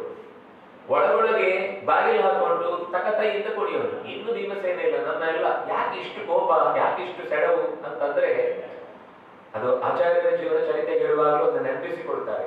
ಮುಂದೆ ಅವನು ಓಡುವಾಗ ಅವನು ಅಂಪಾಡಿ ಓಡುತ್ತಿದ್ದ ಅಷ್ಟೇ, ಪಕ್ಕದವರು ಹಾರೋಗ್ತಿದ್ರು. ಅವ್ರು ಏನ್ ಮಾಡ್ತಾನೆ, ಇವರು ಓಡಿ ವಾಪಸ್ ಬರುವಲ್ಲಿ ಇವ್ರು ಶುರು ಮಾಡ್ತಿದ್ದ ಓಡ್ಲಿಕ್ಕೆ. ಆದ್ರೂ ಅವ್ರಿಗಿಂತ ಮುಂಚೆ ಬಂದು ಕೊಡ್ತಿದ್ದ. ಆಯ್ತಾ, ಸುಸ್ತಾಗಿ ಎಲ್ಲ ಸಮಸ್ಯೆ ಪರಿಹಾರ. ಇಷ್ಟಕ್ಕೂ ಎಷ್ಟು ಚಂದ ಹೇಳ್ತಾರೆ ಅಂದ್ರೆ, ಅವನು ಸುಸ್ತಾದ್ರೆ ಅವ್ರಿಗೆಲ್ಲ ನೀರು ತಂದು ಕೊಡ್ತಿದ್ದಂತೆ, ಗಾಳಿ ಬೀಸ್ತಿದ್ದಂತೆ, ಅವರನ್ನು ಹೊತ್ಕೊಂಡು ಹೋಗ್ತಿದ್ದಂತೆ. ಕೈಕಾಲು ಬಿದ್ದೋಯ್ತು ಅಂತಂದ್ರೆ ಅರಮನೆ ತನಕ ಹೊತ್ಕೊಂಡು ಹೋಗ್ತಿದ್ದೆ. ಇಷ್ಟಾಗಿಯೂ ಅವನು ಮಾಡಿದ ಆ ಆಟದಲ್ಲಿ ಗೆದ್ದ ವಿಷಯವನ್ನೇ ನಮಗೆ ಅವನು ಅವಮಾನ ಮಾಡ್ತಿದ್ದಾನೆ ಅಂತ ಅಂದ್ಕೊಂಡ್ರು ಹೊರತು ಅವ್ರು ಮಾಡಿದ ಉಪಕಾರವನ್ನ, ಅದು ಯಾವಾಗ್ಲೂ ಹಾಗೆ, ಯಾರು ಇಷ್ಟ ಇಲ್ವೋ ಅವ್ರು ಎಷ್ಟೇ ಒಳ್ಳೆ ಕೆಲಸ ಮಾಡಿದ್ರು ಅದು ಯಾವುದು ತಲೆ ಉಳಿಯಲ್ಲ. ಅವ್ರು ಮಾಡಿದ, ಅವ್ರು ಹೇಳಿದ ಯಾವುದೋ ಒಂದು ಶಬ್ದ ಅಥವಾ ಒಂದು ಕಣ್ಸನ್ನೆ ಅಥವಾ ಒಂದು ಕೈ ಆಡಿಸಿದ್ದು ಅಥವಾ ಇನ್ನೇನೋ ಒಂದು ಬೀಳಿಸಿದ್ದು ಅದು ಮಾತ್ರ ಕೊನೆಯ ತನಕ ಹಾಗೆ ಎದೆ ನಾಟಿ ಕೂತಿರುತ್ತೆ. ಭೀಮಸೇನನನ್ನ ಆಟ ಆಡಿಸ್ಬೇಕು ಅಂತ ಎಲ್ಲ ಮರವನ್ನೇರಿ, ಮರಕೋತಿ ಆಟದ ಹಾಗೆ ಮರವನ್ನೇರಿ ಮುಟ್ಟು ಇನ್ನು ಸ್ವಲ್ಪ ಎತ್ತರ ದಡುತಿ ಅಂದ್ರೆ ಫ್ಯಾಮಿಲಿ ಪ್ಯಾಕ್ ಅಲ್ಲ, ಶರೀರವೇ ದೊಡ್ಡದಿತ್ತಷ್ಟೇ. ಮರ ಹತ್ಲಿಕ್ಕೆ ಬರಲ್ಲ ಅನ್ಕೊಂಡ್ರು. ಇವ್ರು ಮರ ಹತ್ತುವಷ್ಟೆಲ್ಲ ತಾಳ್ಮೆ ತಗೊಳ್ಳೇ ಇಲ್ಲ. ಉಳಿದವರೆಲ್ಲ ಮಕ್ಕಳು ಅವರೆಲ್ಲ ಇದ್ದವರು ಹಣ್ಣು ಬಹಳ ರುಚಿಯಾದ ಹಣ್ಣು ಮೇಲಿನಿಂದ ಇತ್ತು. ಅದಕ್ಕೋಸ್ಕರ ಜೋರಾಗಿ ಅದರ ಬುಡವನ್ನ ಕಾಲಿಂದ ಒಂದು ಸರ್ತಿ ಒದ್ದಾಗ ಹಣ್ಣುಗಾಯಿ ನೀರುಗಾಯಿ ಎರಡೂ ಬಿತ್ತು.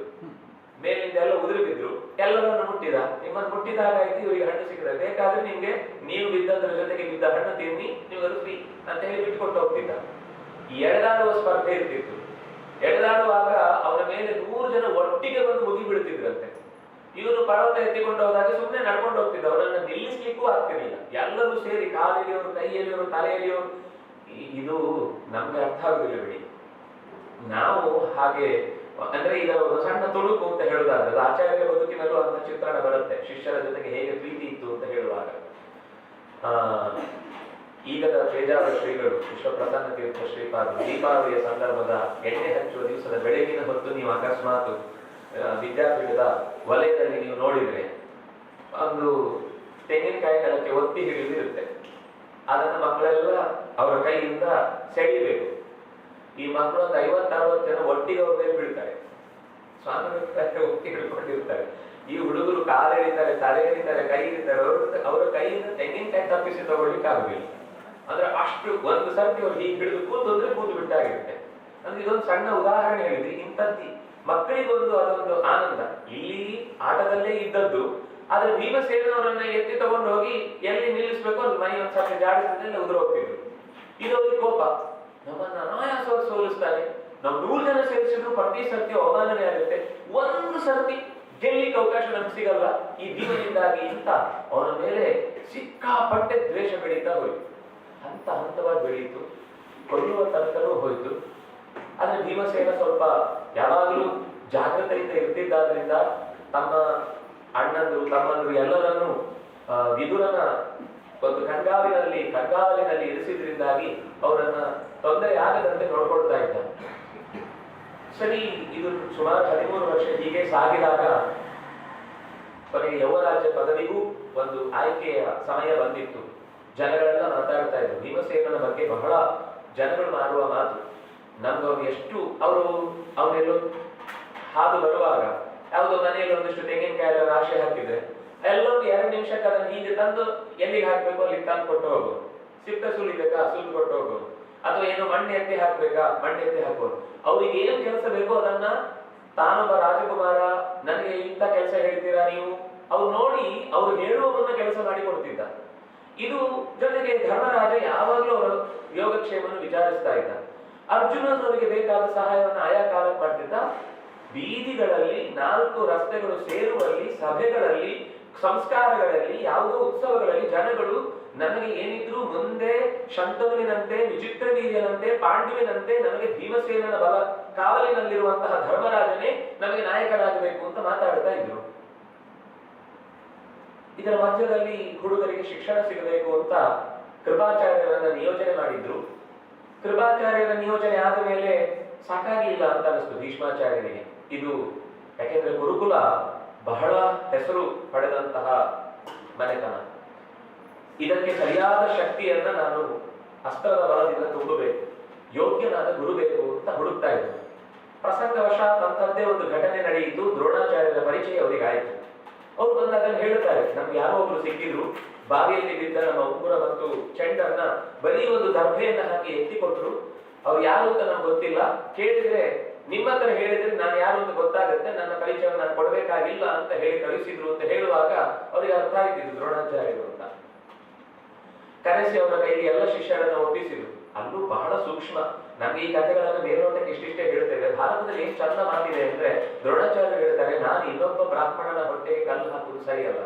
ಕೃಪಾಚಾರ್ಯರು ಈಗಾಗಲೇ ಪಾಠದ ನಿರ್ದೇಶಕರಾಗಿ ಅವರು ಕಾರ್ಯನಿರ್ವಹಿಸ್ತಾ ಇದ್ದಾರೆ. ಅದರಿಂದ ನಾನು ಈಗ ಬರೋದು ಸರಿಯಲ್ಲ.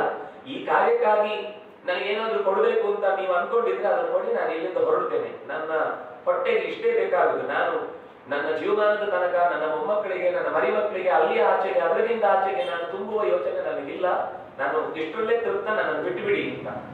ಆಗ ಭೀಷ್ಮಾಚಾರ್ಯ ಹೇಳ್ತಾರೆ, ಇಲ್ಲ, ಅವರ ಕೆಲಸಕ್ಕೆ ನಾನು ಕತ್ತರಿ ಹಾಕಿ ನಿಮಗೆ ಕೆಲಸ ಕೊಡ್ತಾ ಇಲ್ಲ. ಅವರು ಆಚಾರ್ಯರು, ನೀವು ಮಹಾಮಹೋಪಾಧ್ಯಾಯರಾಗಿ ಇಲ್ಲಿ ನೀವು ಹೆಚ್ಚಿನ ಶಿಕ್ಷಣವನ್ನು ಕೊಡ್ಲಿಕ್ಕೋಸ್ಕರ ಇರಬೇಕು. ಮೊದಲಿನ ಕಲಿಕೆಯನ್ನು ಅವ್ರ ಹತ್ರ ಕಲಿತು ಬರ್ತಾರೆ, ಆಮೇಲೆ ಅವ್ರು ನಿಮ್ಮ ಹತ್ರ ಕಲಿಲಿಕ್ಕೆ ಬರ್ತಾರೆ. ನಮ್ಗೆ ಅಧ್ಯಾಪಕರು ಎಷ್ಟು ಜನ ಇದ್ರು ಕಮ್ಮಿನೇ. ಇಲ್ಲಿರುವ ಪುಂಡಪೋಕರವನ್ನು ಸರಿ ಮಾಡ್ಲಿಕ್ಕೆ ಸುಲಭದಲ್ಲಂತೂ ನಿಮಗೆ ಸಾಧ್ಯ ಇಲ್ಲ, ಕೂಡಿಸಿ ನೀವು ಇರ್ಬೇಕಿಲ್ಲಿ ಅಂತ ಹೇಳಿದಾಗ ಕೊನೆಗೆ ದ್ರೋಣಾಚಾರ್ಯರು ಒಪ್ಪಿಕೊಳ್ತಾರೆ. ಮೊದಲ ದಿವಸದ ಸಭೆ ಕೂತಿದ್ದಾರೆ. ಅವರೆಲ್ಲರ ಪರಿಚಯವನ್ನು ಮಾಡಿಕೊಂಡು ಒಂದು ಪ್ರಶ್ನೆ ಕೇಳ್ತಾರೆ. ಬೇರೆ ಏನು ಇನ್ನು ಪಾಠ ಶುರುವೇ ಮಾಡಲಿಲ್ಲ. ನನ್ನ ಮನಸ್ಸಿನಲ್ಲಿ ಒಂದು ಬಯಕೆ ಇದೆ, ಅದನ್ನೇ ನಾನು ನಿಮ್ಮ ಹತ್ರ ದಕ್ಷಿಣೆಯಾಗಿ ಕೇಳುವುದು. ಯಾರು ನಡೆಸಿಕೊಳ್ಳಿಕ್ಕೆ ಸಿದ್ಧ ಇದ್ದೀರಿ ಅಂತ. ಮೊದಲನೇ ದಿವಸನೇ ಹೀಗೆ ಕೇಳಿದ್ರೆ ಯಾರು ಏನಂತಾರೆ? ಇವ್ರು ಏನ್ ಕೇಳ್ತಾರೋ ಎಲ್ಲ ನಮ್ಮ ಮನೆ ಮಠ ಅದನ್ನೇ ಕೇಳಿಬಿಟ್ರೆ, ಅಥವಾ ನಾವು ಇರುವೆ ಕಲ್ತ ವಿದ್ಯೆಯನ್ನು ವಾಪಸ್ ಕೊಟ್ಟೋಗಿ ತಂದು ಬಿಟ್ರೆ ಅಂತ ಯಾರು ಕೈ ಎತ್ತಲಿಲ್ಲ. ಭೀಮಸೇನ ಅರ್ಜುನನ ಮೈದಡವಿನ, ನೀನು ಹೇಳು, ನಾನಿದ್ದೇನೆ. ಇದು ನಾನು ನಿಮ್ಗೆ ಅತಿಯಾಗಿ ಹೇಳಿದ್ದು ಅಂತ ನಿಮ್ಗೆ ಅನ್ನಿಸ್ಬೋದು. ನಾನು ಈ ಸಂಗತಿಯನ್ನ ನನಗೆ ಕನಸು ಬಿದ್ದ ಅಂತ ನೀವು ಕೇಳ್ಬೋದು. ಆದ್ರೆ ಈ ಸಂಗತಿಯ ಸೂಕ್ಷ್ಮ ಅಂಶಗಳು ಭಾರತದಲ್ಲೂ ಇದೆ. ಆಚಾರ್ಯರು ಕೂಡ ತಾತ್ಪರ್ಯದಲ್ಲಿ ಸೂಚನೆ ಕೊಡ್ತಾರೆ. ಪ್ರತಿ ಹಂತದಲ್ಲೂ ಅರ್ಜುನನ ಬೆಂಗಾವಲಾಗಿ ಆ ಮಾತು ಬಂದದ್ದು. ಅರ್ಜುನನಿಗೆ ಯಾವಾಗಲೂ ಪೃಷ್ಠತಃ ಹಿಂದಿನಿಂದ ನಿಂತು ತಾನು ಯಾವತ್ತೂ ಮುಂದೆ ಬರಲಿಲ್ಲ. ಅರ್ಜುನನನ್ನು ಎಲ್ಲ ಕಾಲದಲ್ಲೂ ಮುಂದೆ ನಿಲ್ಲಬೇಕಾದ್ರೂ ನೀನು ಅಂತ ಅವನನ್ನು ತಿಳಿಸ್ತಾ ಇದ್ದ. ಅರ್ಜುನ ಕೂಡಲೇ ಕೈ ಎತ್ತಿದ. ಖುಷಿ ಆಯ್ತು ದ್ರೋಣಾಚಾರ್ಯರಿಗೆ. ಫಸ್ಟ್ ದಿನನೇ ಎಂಥ ಶಿಷ್ಯ, ಏನು ಅಂತ ಕೇಳದೆ ಒಪ್ಪಿಕೊಂಡಲ್ವಾ, ನಿನ್ನನ್ನು ನಾನು ಜಗದೇಕ ವೀರುಡು ಆಗಿಸ್ತೇನೆ ಅಂತ ಕೂಡಲೇ ಅಲ್ಲೇ ಪ್ರತಿಜ್ಞೆ ಮಾಡಿಬಿಟ್ಟ. ಆಯ್ತು, ಇಲ್ಲಿಂದ ಪಾಠ ಶುರುವಾಯಿತು. ಶುರುವಾದಾಗ ಅರ್ಜುನನಿಗೆ ಮೊದಲಿನಿಂದಲೂ ಕಥೆಯಲ್ಲಿ ಕಲಿಯುವುದರಲ್ಲಿ ಆಸಕ್ತಿ ಜಾಸ್ತಿ. ಸಹಜವಾಗಿ ಕಲಿತಿದ್ದ. ಎಷ್ಟು ಆಸಕ್ತಿ ಅಂತಂದ್ರೆ ರಾತ್ರಿಯೂ ಹಗಲು ನೋಡಿದ ಸಂಗತಿಯನ್ನ ಊಟ ಮಾಡುವಾಗ ಒಂದ್ಸರ್ತಿ ಏನಾಯ್ತು ಅಂದ್ರೆ, ಊಟದಲ್ಲಿ ದೀಪ ಆರಿದ್ರೆ ಉಣ್ಣಬಾರದು ಅಂತ ಲೆಕ್ಕ. ಏನೇನು ಕ್ರಿಮಿಕೀಟ ಎಲ್ಲ ಇದ್ದದ್ದು ಎಲ್ಲೆಲ್ಲಿ ಹೋಗುತ್ತೋ ಬಾಯೊಳಗೆ ಅಂತ ಬೇಡ ಅಂತಾನೆ. ಅವನಿಗೆ ಏನೋ ಅಭ್ಯಾಸದ ಯೋಚನೆ ಮಾಡ್ತಾ ತಿಂತಾ ಇರುವಾಗ ಮತ್ತೊಂದು ಯೋಚನೆ ಬಂತು. ಒಂದು ಯೋಚನೆ ಜೊತೆ ಮತ್ತೊಂದು ಯೋಚನೆ ಬಂತು. ಅವನು ಯಾವಾಗ್ಲೂ ಪಾಠ ಇವತ್ತು ಏನಾಯ್ತು ಅದನ್ನು ಹೇಗೆ ನಾವು ಕಾರ್ಯರೂಪಕ್ಕೆ ತರುವುದು ಅಂತಾನೆ ತಲೆಯಲ್ಲಿ. ತಿನ್ನುವಾಗ ನನ್ನ ಕೈ ಉಣುವಾಗ ಕತ್ತಲೆ ಇದೆ, ತಪ್ಪಿಯು ಮೂಗಿಗೋ ಕಣ್ಣಿಗೋ ಕಿವಿಗೋ ಹೋಗ್ಲಿಲ್ಲ, ಬಾಯಿಗೆ ಹೋಗ್ತಾ ಇದೆ. ನಾನು ನೋಡ್ತಾ ಇಲ್ಲ ಬಾಯಿಯನ್ನ, ನೋಡ್ತಾ ಇಲ್ಲ ಕೈಯನ್ನ. ತಟ್ಟೆಯಲ್ಲಿ ಇರುವುದು ಕೂಡ ತಟ್ಟೆ ನೆಲ ಕೈ ಹೋಗುದಿಲ್ಲ. ಅಭ್ಯಾಸ ಇಲ್ಲದವರು ಇನ್ನು ಇದ್ರೆ ಗೊತ್ತಿಲ್ಲ, ಫೋರ್ಕಲ್ ತಿಂದು ಇನ್ನೆಲ್ಲ ತಿಂದು ಕೆಳಕ್ಕೆ ಹಾಕಿ ಪಕ್ಕಕ್ಕೆ ಹಾಕಿ ತಿಂದು ಅಭ್ಯಾಸ ಇದ್ದವ್ರು ಬಿಡಿ. ಆದ್ರೆ ಸಹಜವಾಗಿ ಅಭ್ಯಾಸ ಇದ್ದವರಿಗೆ ತಟ್ಟೆಗೆ ಕೈ ಹೋಗುತ್ತೆ, ಬಾಯಿಗೆ ಕೈ ಹೋಗುತ್ತೆ. ಅವನಿಗೆ ಏನ್ ಯೋಚನೆ ಹೊಳಿತು, ನಮ್ಗೆ ಏನ್ ಯೋಚನೆ ಹೊಳೆಯುತ್ತೆ, ತಿಂತಾ ಇದ್ರೆ ಹೊಟ್ಟೆ ತುಂಬಿತು ಅಂತ ಅಷ್ಟೇ ಗೊತ್ತಾಗುತ್ತೆ ನಮ್ಗೆ. ಆದ್ರೆ ಅವನಿಗೆ ಪ್ರಾಕ್ಟೀಸ್ ಅನ್ನೋದು ಒಬ್ಬ ಮನುಷ್ಯನನ್ನ ಪರ್ಫೆಕ್ಟ್ ಆಗಿಸುತ್ತೆ ಅಂತಂದಕ್ಕೆ ಇದಕ್ಕಿಂತ ಒಳ್ಳೆಯ ಉದಾಹರಣೆ ಬೇಕಿಲ್ಲ. ಹಗಲು ನೋಡ್ತಿದ್ದ ಒಂದು ಗುರಿಯನ್ನ, ಕತ್ತಲೆ ಆದ ಮೇಲೆ ಕಾಣದೇ ಇರುವ ಸ್ಥಿತಿಯಲ್ಲೂ ಕೂಡ ಬಾಣವನ್ನು ಹೂಡಿ ಅದನ್ನು ಹೊಡಿತಿದ್ದ. ಮರು ದಿವಸ ಬೆಳಿಗ್ಗೆ ನೋಡಿದ್ರೆ ಅವನು ಅನ್ಕೊಂಡ ಗುರಿಗೆ ಹೋಗಿ ಬಾಣ ಬಿದ್ದಿರ್ತಿತ್ತು. ಅಂದ್ರೆ ಅಷ್ಟು ನಿಖರವಾದಂತಹ ಕತ್ತಲೆಯಲ್ಲೂ ವಸ್ತುವನ್ನ ನೆನಪಿಟ್ಟುಕೊಂಡು ಅದೇ ದಿಕ್ಕಿಗೆ ವಸ್ತುವನ್ನ ಗುರುತಿಸಿ ಬಾಣವನ್ನ ಎಸೆಯುವ ಶಕ್ತಿಯನ್ನ ಅರ್ಜುನ ಪಡೆದದ್ದನ್ನ ಗುರುಗಳು ನೋಡಿ ತುಂಬಾ ಪ್ರೀತಿ ತೋರಿಸಿದ್ರು.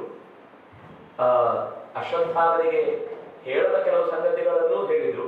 ಅದು ಕೂಡ ಒಂದು ಕಾರಣ ಇತ್ತು.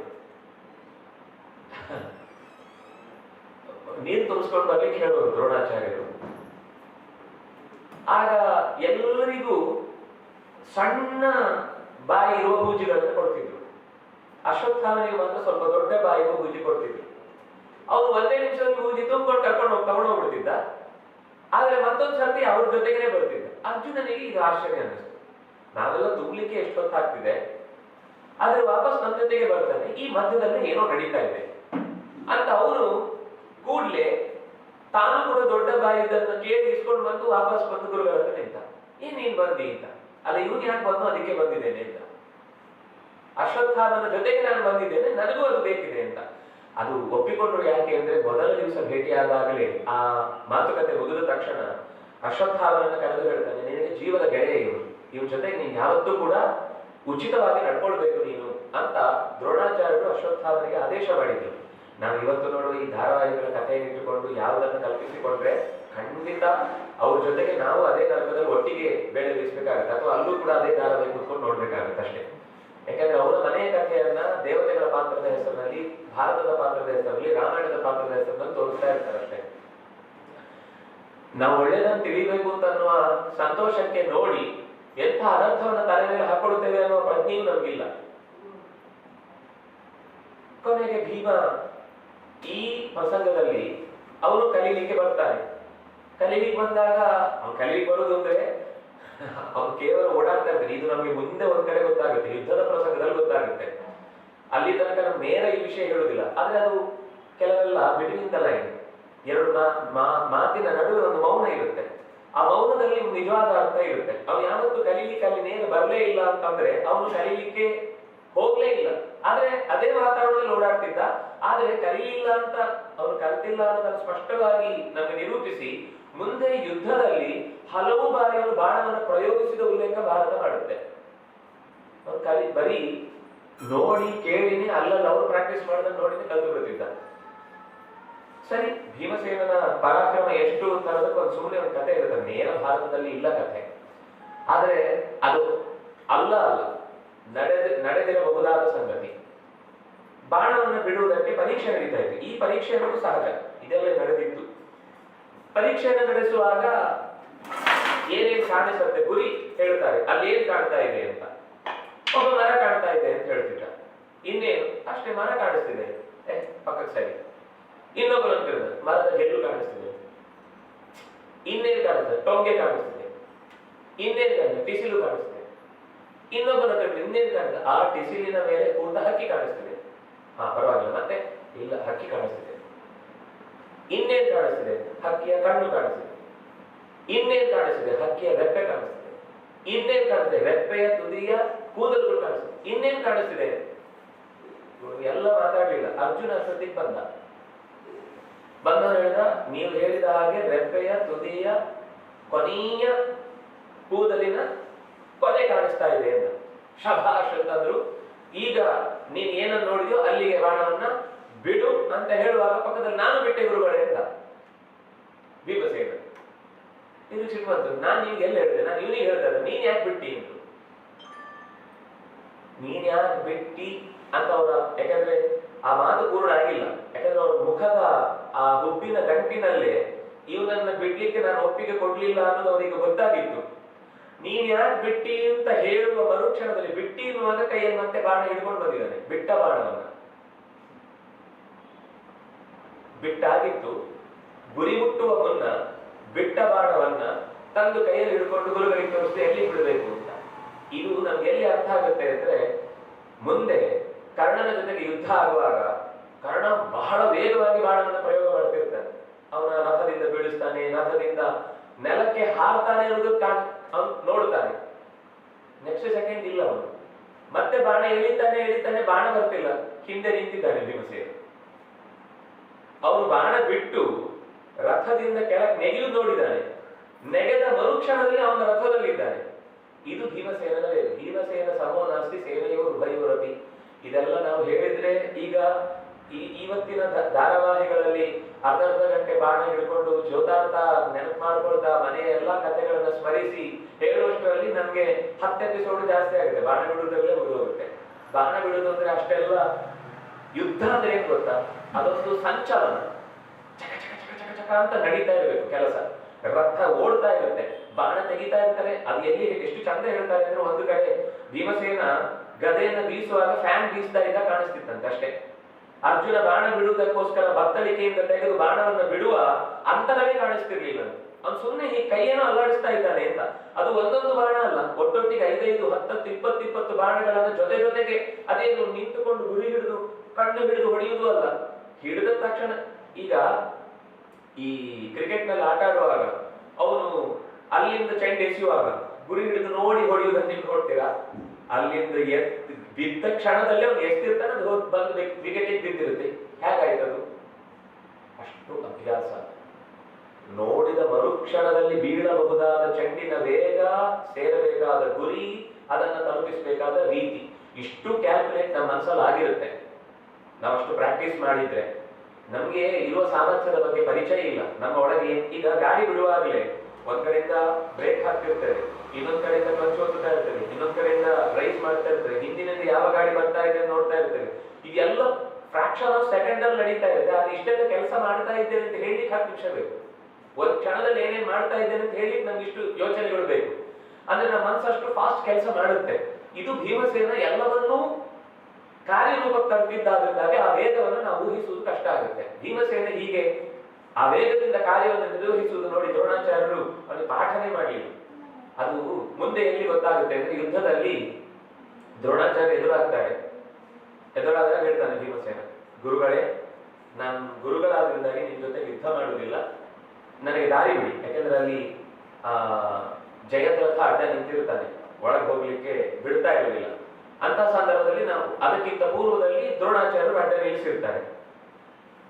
ಆಗ ದ್ರೋಣಾಚಾರ್ಯರು, ನೀನ್ ನನ್ನ ಶಿಷ್ಯನೇ ಅಲ್ಲ, ನೀನೇನ್ ನನ್ನ ಗುರುಗಳೇ ಅಂತ ಕರೆಯುದು, ಅಂದ್ರೆ ಪಾಠ ಮಾಡಿಲ್ಲ ಅಂತ ಅನ್ನೋ ತಾತ್ಪರ್ಯದಲ್ಲಿ ನೀನ್ ನನ್ನ ಶಿಷ್ಯನೇ ಇಲ್ಲ, ನಾನು ಏನ್ ಹೇಳೇ ಇಲ್ಲ. ಯಾಕೆಂದ್ರೆ ಶಾಸನಕ್ಕೆ ಒಳಗಾದ್ರೆ ಶಿಷ್ಯ, ಅವರು ಒಂದ್ ದಿವಸ ಅವ್ರ ಹತ್ರ ಕೈ ಹಿಡಿಸಿಕೊಂಡು ಬಾಣ ಹಿಡಿಸಿಕೊಂಡು ಗುರಿ ಹಿಡಿಸಿಕೊಂಡು ಬಿಟ್ಟವನೇ ಅಲ್ಲ, ಆದ್ರಿಂದ ನೀನ್ ನನ್ನ ಶಿಷ್ಯನೇ ಅಲ್ಲ ಅಂತ. ನೀವು ನನ್ನ ಶಿಷ್ಯ ಅಲ್ಲ ಅಂತ ಅನ್ಕೊಂಡ್ರು, ನಾನ್ ನಿಮ್ಮ ಗುರುಗಳು ಅಂತ ಅನ್ಕೊಂಡಿದ್ದೀನಿ, ಅದರಿಂದಾಗಿ ನನ್ನನ್ನ ತುಂಬಾ ಇಕ್ಕಟ್ಟಿಗೆ ಸಿಲುಕಿಸಬೇಡಿ, ನನ್ ದಾರಿ ಬಿಡಿ ಅಂತ ನಿಮ್ಮ ಹತ್ರ ಹೋರಾಡಿ ನನ್ನ ಮನಸ್ಸಿಲ್ಲ. ಏನು ಸುಲಭದಲ್ಲಿ ದಾರಿ ಬಿಟ್ಟು ಕೆಲಸ ಹಾಗೆ ಆಗಲಿ ಅಂತ ಯೋಚನೆ ಮಾಡ್ತಾ ಇದ್ದ, ನಿನ್ಗೆ ಯುದ್ಧ ಮಾಡುವ ತಾಕತ್ತಿಲ್ವ ಅಂತ ಅವರು ಸ್ವಲ್ಪ ಆಕ್ಷೇಪ ಮಾಡ್ತಾರೆ. ನಾನು ಗುರು ಅಲ್ಲ, ನೀ ನನ್ನ ಶಿಷ್ಯ ಅಲ್ಲ, ಇದೇ ಮಾತು. ತಕ್ಷಣವೇ ರಥದಲ್ಲಿ ದೇಶ ಬಿಡ್ತಾನೆ. ಒಂದ್ಸಲ ಅಲ್ಲ, 8 ಸಲ ಎಸೆಯುವುದು. ಅಂದ್ರೆ ಅದು ದ್ರೋಣಾಚಾರ್ಯರು ಅಷ್ಟು ಚುರುಕು. ರಥ ಎಸೆದಾಗ ನಾವಾದ್ರೆ ಎಲ್ಲಿರ್ತಿದ್ವೋ ಗೊತ್ತಿಲ್ಲ. ರಥವನ್ನ ಎಸೆಯುವ ಕ್ಲೂ ಸಿಕ್ಕಿದ ತಕ್ಷಣವೇ ಅವ್ರ ಜೊತೆಗೆ ಇನ್ನೊಂದು ರಥ ಓಡ್ತಾ ಇರುತ್ತೆ, ತಕ್ಷಣ ರಥಕ್ಕೆ ಹಾಕ್ತಾರೆ. ಆ ರಥವನ್ನು ಎಸೆಯುವಾಗ ಅದಕ್ಕಿಂತ ಪಕ್ಕದ ರಥ, ಹೀಗೆ ಅವರಿಗೆ ಸಪೋರ್ಟಿವ್ ಆಗಿ ಅನೇಕ ರಥಗಳು ಇರುವುದನ್ನ ಒಂದರಿಂದ ಒಂದಕ್ಕೆ ಹಾರಿ ದಿಕ್ಕು ಬದಲಿಸಿ ಹೋದ ಮೇಲೆ ಭೀಮಸೇನ ಮುಂದೆ ಸರಿತಾನೆ. ಇದು ಯುದ್ಧದ ವೇಗ, ಯುದ್ಧದ ಸಂಚಲನೆ. ಅದಕ್ಕೆ ಸಂಕುಲ ಯುದ್ಧ ಅಂತ ಕರೀತಾರೆ. ಅಲ್ಲಿ ಕೇವಲ ಬರೀ ಒಬ್ಬನನ್ನೇ ಕುರಿತು ಗುರಿ ಹಿಡಿದು ಹೊಡಿತಾ ಇರುವುದಲ್ಲ, ಕೆಲವೊಮ್ಮೆ ರಥ ಬೀಳುತ್ತೆ, ಮತ್ತೆ ರಥಕ್ಕೆ ಹಾರಬೇಕು, ರಥ ಬಿದ್ದು ಹೋದ್ರೆ ಕುದುರೆ ಸಿಗುತ್ತೆ, ಆಮೇಲೆ ಆನೆ ಹತ್ತಬೇಕಾಗುತ್ತೆ, ಬರೀ ನೆಲದಲ್ಲಿ ನಿಂತು ಯುದ್ಧ ಮಾಡ್ಬೇಕಾಗುತ್ತೆ, ಕೈಯಿಂದ ಬಾಣ ಹೋಗುತ್ತೆ, ಕತ್ತಿ ಬರ್ಬೇಕಾಗುತ್ತೆ, ಗುರಾಣಿ ಹಿಡಿಬೇಕಾಗುತ್ತೆ, ಏನು ಸಿಗುತ್ತೋ ಎಲ್ಲದರ ಜೊತೆಗೂ ಅಲರ್ಟ್ ಆಗಿ ಯುದ್ಧ ಮಾಡುವಂತದ್ದನ್ನ ಭಾರತದ ಯುದ್ಧದ ಭಾಗಗಳನ್ನು ಓದಿದ್ರೆ ಮೈ ನವಿರೇಳುತ್ತೆ. ನಮ್ಮ ಕಣ್ಮುಂದೆ ನಡೀತಾ ಇದೆ ಅಂತ ಅನ್ಸುತ್ತೆ, ಅಷ್ಟು ಚಂದ ವ್ಯಾಸರು ಅದನ್ನು ಚಿತ್ರಿಸ್ತಾರೆ. ಅದರಲ್ಲೂ ಭೀಮಸೇನನ ಯುದ್ಧ ಅಂದ್ರೆ ಅವನು ಈ ದುರ್ಯೋಧನ ಭೀಮಸೇನ ಬಂದ ಅಂದ್ರೆ ಅವನು ಎಲ್ಲ ಸೇನೆ ಹಿಂತಗೊಳ್ತಾ ಇದ್ದಂತೆ, ಕೇವಲ ಆನೆಗಳನ್ನು ಬಿಡುತ್ತಿದ್ದಂತೆ, ಅದು ಮದಮತ್ತವಾದ ಆನೆಗಳನ್ನ. ಇವರು ಕೂಡ ಎಲ್ಲ ಹಿಂಸರು ಬಿಡುತ್ತಿದ್ರು, ಭೀಮಸೇನ ಒಬ್ಬನೇ ನಾವು ಯಾರು ಹೋಗುವ ಹಾಗಿಲ್ಲ ಅಂತ. ಅಷ್ಟೂ ಆನೆಗಳನ್ನ ಪರಸ್ಪರ ಒಂದಕ್ಕೊಂದೊಂದು ಹೊಡಿತಿದ್ದ, ಒಂದೊಂದು ಬಾರಿ. ಇಲ್ಲ ಅಂದ್ರೆ ಅವುಗಳ ಸೊಂಡಿಲಿನಿಂದ ತಪ್ಪಿಸಿಕೊಂಡು ಹೊಟ್ಟೆಯ ಮಧ್ಯಕ್ಕೆ ಸಾಗಿ ಮಧ್ಯದ ಹೊಟ್ಟೆಗೆ ಕಿಕ್ಕು ಮಾಡಿ ಅವುಗಳು ಚೆನ್ನಾಗಿ ಏನ್ ಮಾಡ್ಬೇಕು ಅಂತ ತಲೆಯೆಲ್ಲ ಕೆಟ್ಟು ಸುಮ್ಮನಾಗಿ ನಿಂತಾಗ ವಾಪಸ್ ಇನ್ನೊಂದು ಆನೆ ಮೇಲೆ ಈ ಆನೆಯನ್ನೇ ಚೂ ಬಿಡ್ತಿದ್ದ. ಅದು ಹೋಗಿ ಇವರದ್ದೇ ಆನೆಗಳ ಮೇಲೆ ಹೊಡೆದಾಟ. ಇವರು ಮಧ್ಯದಲ್ಲಿ ಎಲ್ಲಾ ಆನೆಗಳ ನಡುವೆ ಕೊನೆಗೆ ಯುದ್ಧಕ್ಕೆ ರಥಗಳು ಬಂದ್ರೆ ಪರಸ್ಪರ ಒಂದು ರಥವನ್ನ ಮತ್ತೊಂದು ರಥಕ್ಕೆ ಹೊಡೆದು ಮುಗಿಸ್ತಿದ್ದ. ಕುದುರೆಗಳು ಬಂದು ಕುದುರೆ, ಆನೆ ಬಂದ್ರೆ ಆನೆ, ಒಂದ್ ಆನೆ ತೆಗೆದು ಎಷ್ಟು ಬಿಡುತ್ತದೆ ಎಲ್ಲಾ ರಥಗಳ ಮಧ್ಯೆ ಅದಪ್ಪಚ್ಚಿ. ಇದು ಅಯಮೇ ದಕ್ಷಿಣೋ ಬಾಹು. ಯುದ್ಧಕ್ಕೆ ಆಯುಧ ಎಲ್ಲಿ ಅಂತ ಭೀಮಸೇನ ಒಂದ್ಸಲೂ ಹುಡುಕ್ಲಿಲ್ಲ. ಸಿಕ್ಕಿದ್ರೆ ಆಯುಧದಲ್ಲಿ ಹೊಡಿತಾನೆ. ಆಯುಧ ಎಲ್ಲಿ, ನಾನು ಯುದ್ಧ ಮಾಡಬೇಕು ಅಂತ ಕಾಯೋ ಕಾರ್ಯಕ್ರಮ ಇಲ್ಲ. ನಮ್ದಾದ್ರೆ ಎಲ್ಲಿ ನನ್ನ ವಾಹನ ಬರ್ಲಿ ಅಂತ ನಾವು ಕಾದು ಆಮೇಲೆ ಅಲ್ಲಿಂದ ನಮ್ಮ ಮನೆಗೋ ಎಲ್ಲಿಗೋ ಸಾಗಬೇಕು, ಅಲ್ಲಿಗೆ ಸಾಗ್ಬೇಕು. ಭೀಮಸೇನನದು ಅದು ಆನೆ ಹೋದಂತೆ ದಾರಿ ಅಂತ ಏನಾದ್ರು ಒಂದು ಸೂಟ್ ಆಗುದಿದ್ರೆ ಅದು ಭೀಮಸೇನಿಗೆ. ಆನೆ ಬಿಟ್ರೆ ಅದು ನೆಕ್ಸ್ಟ್ ಭೀಮನಿಗೆನೆ. ಯಾಕೆಂದ್ರೆ ಭೀಮ ಆನೆ ನೇರ ಅಲ್ಲ, ಅದರಿಂದಾಗಿ ನನ್ನ ಆನೆಗೂ ಹೇಳ್ಬೇಕಾಗುತ್ತೆ, ಆನೆಯ ಸ್ವಭಾವ ಹಾಗೇನೆ ಅಂತ. ಹೀಗೆ ಭೀಮಸೇನನ ಆ ತ್ವರಿತ ಗತಿಯ ಯುದ್ಧವನ್ನ ಕಂಡು ದುರ್ಯೋಧನ ಕಂಗಾಲಾಗ್ತಾನೆ. ದ್ರೋಣಾಚಾರ್ಯರು ಪರೀಕ್ಷೆಯನ್ನು ಒಡ್ಡುವಾಗ ಅಲ್ಲಿ ಕೆಲವು ಘಟನೆಗಳೆಲ್ಲ ನಡೆಯುತ್ತೆ. ಅರ್ಜುನನ ಪರೀಕ್ಷೆ ನಡೆಯುತ್ತೆ, ಸಂತೋಷ ಪಡ್ತಾರೆ. ಅಲ್ಲಿ ಕರ್ಣ ಬರ್ತಾನೆ. ಕರ್ಣ ಬಂದು ತನ್ನ ಸಾಮರ್ಥ್ಯವನ್ನು ಪ್ರದರ್ಶಿಸಿದಾಗ ಭೀಮಸೇನ ಸ್ವಲ್ಪ ಬೇಕು ಅಂತ ಅವನನ್ನ ಅಲ್ಲಗಳಿತಾನೆ. ಕರೆದು ಬಂದವರಿಗೆ ಮಾತ್ರ ಈ ವೇದಿಕೆ, ಕರೆಯದೆ ಯಾರ್ಯಾರೋ ಬಂದವರಿಗೆ ಇಲ್ಲಿ ವೇದಿಕೆ ಇಲ್ಲ ಅಂತ ಅಪಹಾಸ್ಯ ಮಾಡ್ತಾನೆ. ಇದನ್ನೇ ದುರ್ಯೋಧನ ಎನ್ಕ್ಯಾಶ್ ಮಾಡ್ಕೊಳ್ತಾನೆ ಕೂಡ್ಲೆ. ಯಾಕಂದ್ರೆ ಕರ್ಣನಿಗೆ ತುಂಬಾ ಅವಮಾನ ಆಗುತ್ತೆ. ಅವನು ಹೇಳ್ತಾನೆ, ವೀರನಿಗೆ ವೇದಿಕೆ ಬೇಕಿಲ್ಲ, ತಾಕತ್ತು ಅನ್ನೋದು ಬಾಣದಿಂದ ಮಾತಾಡಬೇಕಾದದ್ದು ಹೊರತು ಕುಲದಿಂದಲ್ಲ. ಯಾಕೆಂದ್ರೆ ರಥ ನಡೆಸೋ ಕೆಲಸ ಮಾಡಬೇಕು. ಇದು ಒಂದು ಸಾಮಾಜಿಕ ನೀತಿಯ ದೃಷ್ಟಿಯಿಂದ ನಾವು ಯೋಚನೆ ಮಾಡ್ಬೇಕು ಅವ್ರು ಆಡಿದ ಮಾತನ್ನ. ಇವತ್ತೇನು ಅಂದ್ರೆ ಹಿಂದೆ ಸಾಮಾಜಿಕ ವ್ಯವಸ್ಥೆಗೋಸ್ಕರ ಕುಲಕಸುಬಿನ ಹೆಸರಿನಲ್ಲಿ ಅವರವರ ಮನೆತನಗಳನ್ನು ಗುರುತಿಸ್ತಾ ಇದ್ರು. ಅಂದ್ರೆ ಕಮ್ಮಾರರು, ಚಮ್ಮಾರರು, ಕಿರಿವಾರರು, ಇನ್ನೇನ್ ಹೇಳ್ತೇವೋ ನೇಕಾರರು, ಯಾರೇ ಆಗಿದ್ರು ಆ ವೃತ್ತಿ ಪರಂಪರೆಯಿಂದ, ವಂಶ ಪರಂಪರೆಯಿಂದ ಸಹಜವಾಗಿ ಬಂದಂತೆ ಅದನ್ನು ಇನ್ನೊಂದು ಕಡೆ ಹೋಗಿ ಕಲಿತು ಬರುವಂತದ್ದಲ್ಲ. ಅದು ಕಲಿಸ್ಲಿಕ್ಕೂ ಸಾಧ್ಯ ಇಲ್ಲ. ಅದು ಇವತ್ತು ನೋಡಿ ನಮ್ಗಂತ ಕಲಿಸುವ ಅವಕಾಶ ಇಲ್ಲ. ಕೊನೆಗೆ ಎಲ್ಲ ಮೆಷಿನ್ ಮೇಡ್. ನಮ್ಗೆ ಯಾವುದನ್ನು ಆ ಕಸೂತಿಯಲ್ಲಿರುವಂತಹ ಒಂದು ಖುಷಿ ಏನಿದೆ ಅದನ್ನ ನಾವು ಇವತ್ತು ಕಾಣಲಿಕ್ಕೆ ಸಾಧ್ಯ ಇಲ್ಲ. ಹಿಂದೆ ಅವರವರ ಬಟ್ಟೆಯನ್ನು ಅವರವರು ನೇಯ್ತಾ ಇದ್ರು, ಅದರಿಂದಾಗಿ ಬಟ್ಟೆ ಬೇಕಾಬಿಟ್ಟಿ ಯೂಸ್ ಆಗ್ತಿರ್ಲಿಲ್ಲ. ಇವತ್ತು ಶನಿವಾರಕ್ಕೆ ಒಂದು ಅಂಗಡಿಗೆ ಹೋಗದೆ ಇದ್ರೆ ಅವ್ರ ಮನೆಯಲ್ಲಿ ಒಳ್ಳೆ ಅಪ್ಪನೂ ಅಲ್ಲ, ಗಂಡನೂ ಅಲ್ಲ, ಹೆಂಡತಿಯೂ ಅಲ್ಲ, ಏನೂ ಅಲ್ಲ, ಎಲ್ಲ ಆ ಕ್ಷಣಕ್ಕೆ ನಮ್ಗೆ ಬೇಕಾದನ್ನು ಒದಗಿಸಬೇಕು ಅನ್ನುವ ತನಕ ತಂದು ನಿಂತಿದೆ ಅದು ಸಂಬಂಧಗಳು.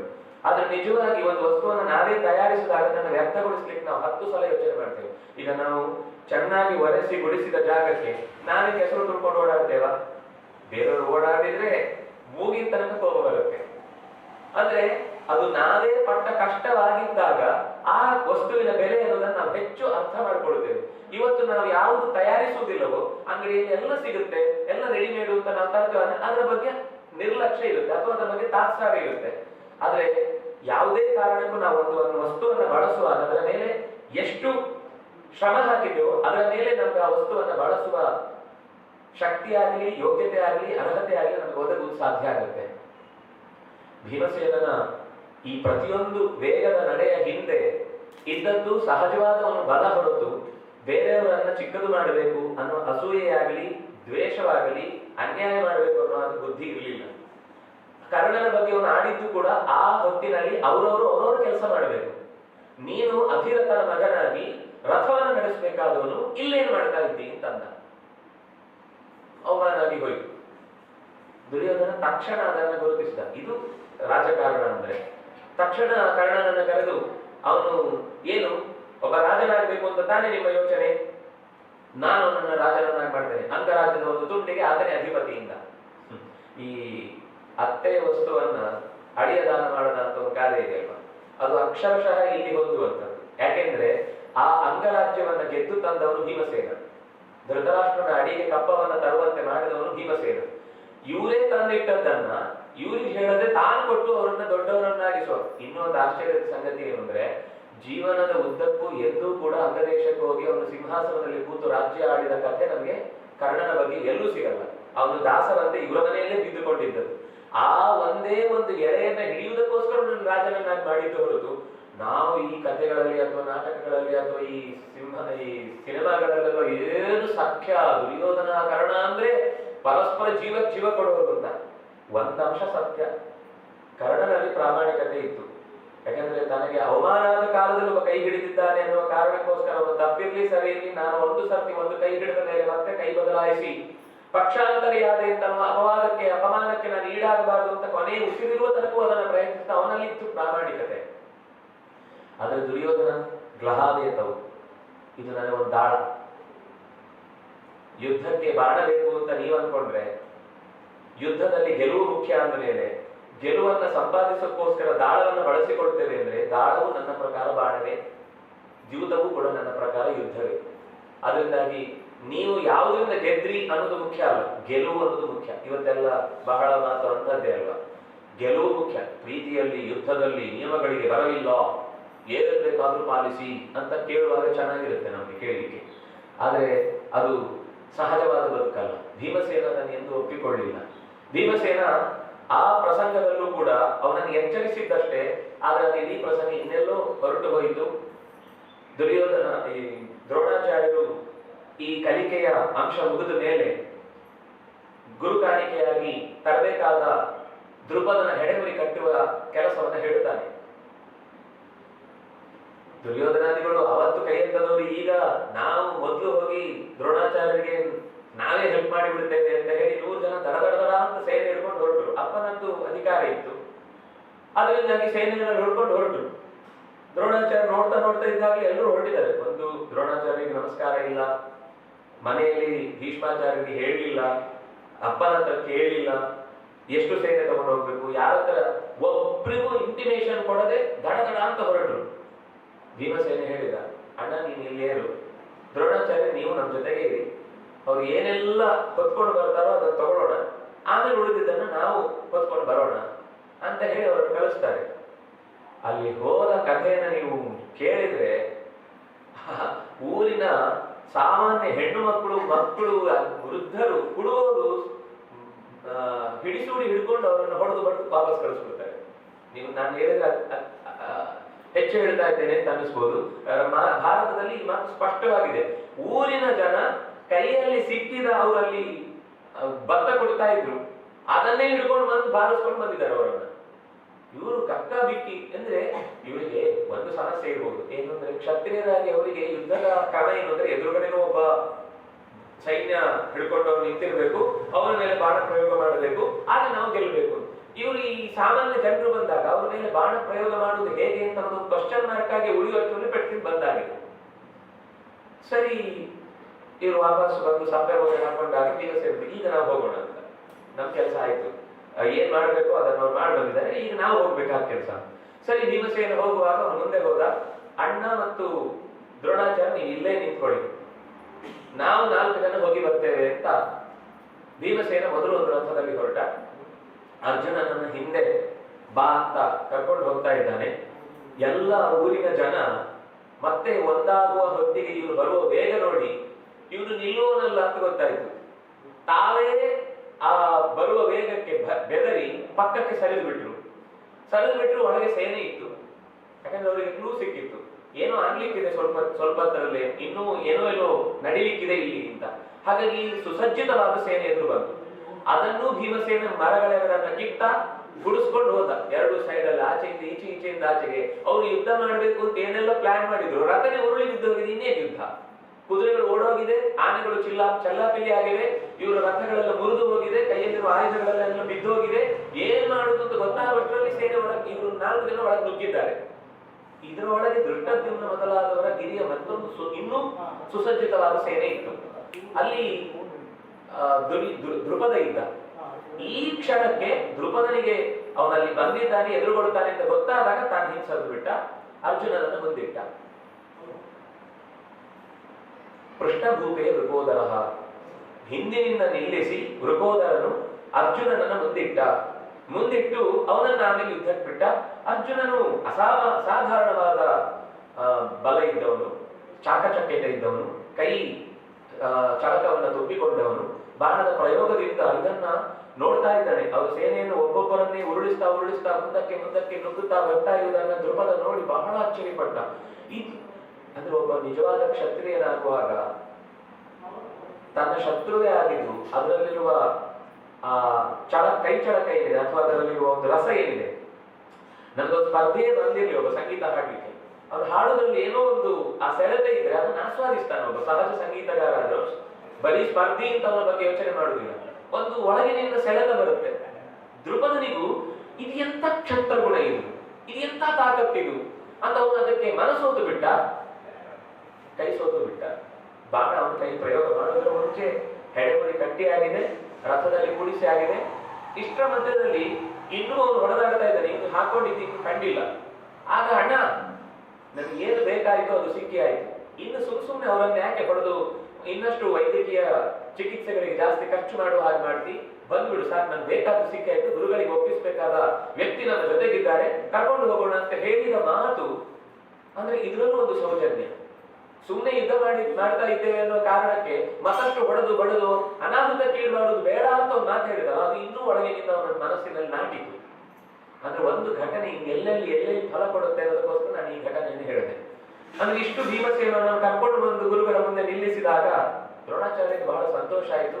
ಅರ್ಜುನನ ಈ ಹೆಡೆಮುರಿ ಕಟ್ಟಿದ ಪ್ರಸಂಗದಿಂದ ಅವರು ಮತ್ತಷ್ಟು ಆಪ್ತರಾದರು. ಪಾಂಡವರ ಬಗ್ಗೆ ಭೀಷ್ಮಾಚಾರ್ಯರಿಗೆ, ದ್ರೋಣಾಚಾರ್ಯರಿಗೆ, ಕೃಪಾಚಾರ್ಯರಿಗೆ ಪ್ರೀತಿ ಜಾಸ್ತಿ ಆಗಿದೆ ಅನ್ನುವ ವಿಷಯ ದುರ್ಯೋಧನನಲ್ಲಿ ಮತ್ತಷ್ಟು ಹೆಚ್ಚು ಒಳಗಿನಿಂದ ಬೆಂಕಿ ಹತ್ತಿತ್ತು. ಬಾಯಲ್ಲಿ ಮಗ ಅಂತ ಹೇಳ್ತಿದ್ದ ಎಲ್ಲರನ್ನ, ಏನ್ ಮಗ, ಆ ಮಗ, ಈ ಮಗ ಅನ್ನೋಲ್ಲ ಭಾಷೆ ಇದೆ, ಅದ್ರ ಹೊಟ್ಟೆಯಲ್ಲಿ ಭಗ ಅಂತ ಉರಿತಾನೆ ಇದ್ದ, ತಡೀಲಿಕ್ಕೆ ಆಗ್ತಿರ್ಲಿಲ್ಲ ಅವನಿಗೆ. ಅದಕ್ಕೋಸ್ಕರ ಅಪ್ಪನ ಹತ್ರ ಹೋಗಿ ಆಗಾಗ ಏನೇನೋ ಹೇಳ್ತಿದ್ದ, ಆದ್ರೆ ಅದು ಪೂರ್ತಿ ನಡೀತಿರ್ಲಿಲ್ಲ. ಜನ ಏನೋ ಒಪ್ಪಿಕೊಂಡಿದ್ರು, ನೀನೇನಪ್ಪ ಅವನು ಅಂದ್ರೆ ಯುಧಿಷ್ಠಿರ ಆ ಹೊತ್ತಿಗೆ ಅವರು ಯಾವಾಗ ಈ ಸ್ಪರ್ಧೆಯಲ್ಲಿ ಅವರ ಸಾಮರ್ಥ್ಯ ಪ್ರದರ್ಶನ ಆಯಿತು, ಆ ನಂತರದಲ್ಲಿ ಒಂದು ರೀತಿಯಲ್ಲಿ ಆಧಿಕಾರಿಕವಾದ ವಲಯವನ್ನು ವ್ಯಾಪಿಸಿಕೊಂಡು ಬಿಟ್ಟಿದ್ದ. ಅವನೇನು ಎಡ್ಕೊಂಡಿರ್ಲಿಲ್ಲ, ಜನ ಒಂದು ಸಮಸ್ಯೆ ಅವನ ಹತ್ರ ಕೇಳ್ತಿದ್ರು, ಅದಕ್ಕೆ ಇವನು ತಕ್ಷಣ ಹೋಗಿ ಪರಿಹಾರವನ್ನು ಹೇಳ್ತಿದ್ದ. ಯಾಕಂದ್ರೆ ಧೃತರಾಷ್ಟ್ರ ಒಪ್ಪಿಕೊಳ್ತಾರೆ, ಆಯ್ತು ಯುಧಿಷ್ಠಿರ ಬರ್ತಾನೆ, ಭೀಮಸೇನ ಬರ್ತಾನೆ. ಇದು ಜನಗಳ ತನಕ ಹುಟ್ಟಿ ಜನಜನಿತವಾದವರ ಪ್ರಸಿದ್ಧಿಗೆ ಹೊಟ್ಟೆ ಉರ್ಕೊಂಡು ಇದು ಇನ್ನು ಹೆಚ್ಚು ಕಾಲ ಆದ್ರೆ ನಾನು ಬೀದಿ ಪಾಲಾಗ್ತೇನೆ ಅಂತ ಗೊತ್ತಾಗಿ ಅಪ್ಪನನ್ನ ಬೇರೆ ಬೇರೆ ರೀತಿಯಿಂದ ತಲೆಗೆಡಿಸ್ತಾನೆ. ಆದ್ರೆ ಅದಕ್ಕೆ ಪೂರ್ವದಲ್ಲಿ ಒಂದು ಘಟನೆ ನಡೆಯುತ್ತೆ. ಶಕುನಿ ತನ್ನ ಗಾಂಧಾರ ದೇಶದ ಒಬ್ಬ ಗುರುವನ್ನ, ಅಂದ್ರೆ ಶುಕ್ರಾಚಾರ್ಯರ ಪಾಠ ಕಲಿತ ಕಣಿಕ ಅಂತ ಒಬ್ಬನನ್ನ ಕರೆಸಿ, ಇವತ್ತಿನ ರಾಜಕಾರಣದವರು ಮಾಡುವ ಕಥೆಗಳಿಗಿಂತಲೂ ಬಹಳ ತೀವ್ರತರವಾದ ಆಘಾತಕಾರಿಯಾದ ಸಂಗತಿಗಳನ್ನೆಲ್ಲ ಹೇಳಿಸಿ, ದುರ್ಯೋಧನ ಮೊದಲೇ ಚಾಣಾಕ್ಷಣೆ ಅಂತ ವಿಷಯದಲ್ಲಿ, ಇಂಥದ್ದೆಲ್ಲ ಸಿಕ್ಕಿದಾಗ ಇನ್ನೂ ಚುರುಕಾಗಿ ಬಿಡುತ್ತಾನೆ. ಅಪ್ಪನ ಹತ್ರ ಬಂದು ಹೇಳಿದ, ಅಪ್ಪ ನನ್ಗೆ ಏನು ಬೇಜಾರಿಲ್ಲ, ಆದ್ರೆ ನಿನ್ನ ಬಗ್ಗೆ ಮುಂದೆ ಈ ವಂಶದಲ್ಲಿ ಯಾರು ನೆನಪಿಸ್ಕೊಳ್ಳಲ್ಲ. ಯಾಕಂದ್ರೆ ನಾಳೆ ಯುಧಿಷ್ಠಿರ ರಾಜ ಆಗ್ತಾನೆ, ಅವನ ಪೀಳಿಗೆ ರಾಜ ಆಗುತ್ತೆ. ನಿನ್ನ ಹೆಸರು ನನ್ನ ಹೆಸರು ಬೇಕು ಅಂತಿಲ್ಲ. ನಾನು ಆಳಿದ್ರೆ ಧಾರ್ತರಾಷ್ಟ್ರರು ಅಂತ ನಿನ್ನನ್ನೇ ನಾಳೆ ನೆನಪಿಸ್ಕೊಳ್ತಾರೆ. ನಿನಗೆ ವಂಶದಲ್ಲಿ ಹೆಸರಿಲ್ಲ, ನಿನ್ಗೆ ಪಿಂಡ ಉದಕ ಕ್ರಿಯೆ ತರ್ಪಣಾದಿಗಳು ನಡೆಯುವುದಿಲ್ಲ. ಜೊತೆಗೆ ನಿನ್ನ ಔರಸ ಪುತ್ರರಾಗಿ, ನಿನ್ನ ನೇರ ಮಕ್ಕಳಾಗಿ ನಮಗೆ ಅಧಿಕಾರ ಇಲ್ಲ. ಯಾರ್ಯಾರದ್ದೋ ತೆವಲಿಗೆ ಬಲಿಯಾದ ಬಸಿರುಗಳು ಈ ರಾಜ್ಯವನ್ನು ಆಳುವ ದುಸ್ಥಿತಿ ಈ ನಾಡಿಗೆ ಬರುವುದಲ್ಲ. ನೀನ್ ಅದಕ್ಕೆ ಅವಕಾಶ ಕೊಟ್ಟಿ ಅಂತ ನಿನ್ನ ಕೀರ್ತಿಯು ನಾಶ ಆಗುತ್ತೆ. ನಾನು ಬಹಳ ಕಮ್ಮಿ ಹೇಳ್ತಾ ಇದ್ದೇನೆ.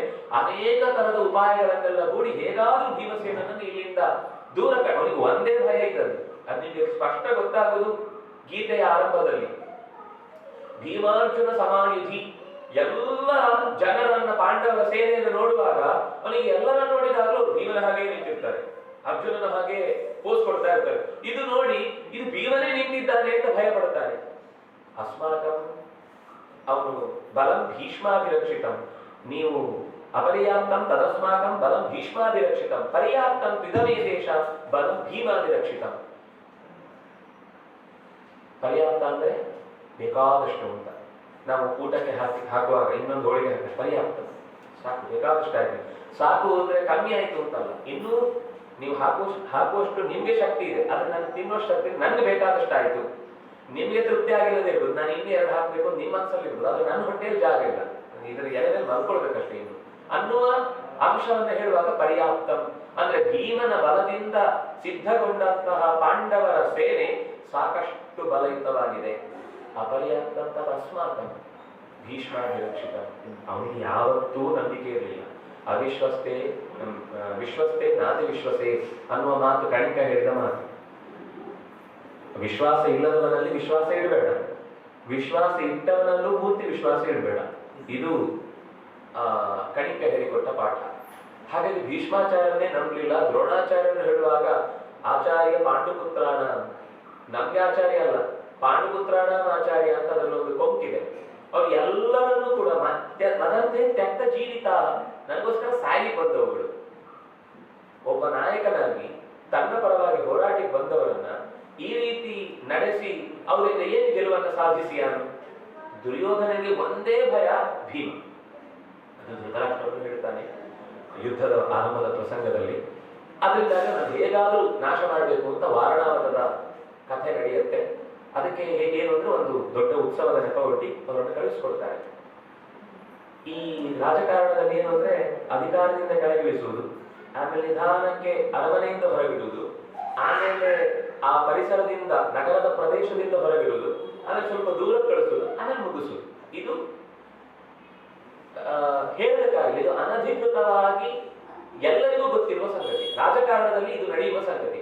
ಒಬ್ಬನನ್ನ ನಿಧಾನ ದೂರ ಇಟ್ಟಿದ್ದಾರೆ ಅಂದ್ರೆ ಅವನ ರಾಜಕಾರಣದ ಕಥೆಯನ್ನು ಮುಗಿಸುವುದು ಅಂತಾನೆ ಅರ್ಥ. ಇದು ಪಾಂಡವರಿಗೆ ಅರ್ಥ ಆಗಿದೆ.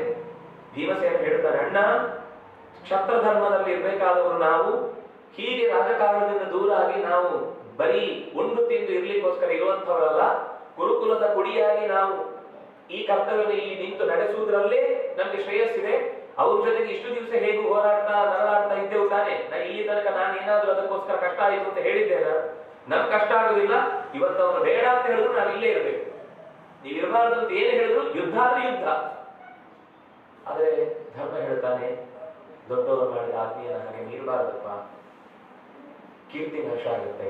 ನೀನ್ ಸಿಟ್ಟಿನಿಂದ ಹೊಡೆದಾಗುವುದು 2 ಕಷ್ಟದ ಕೆಲಸ ಅಲ್ಲ.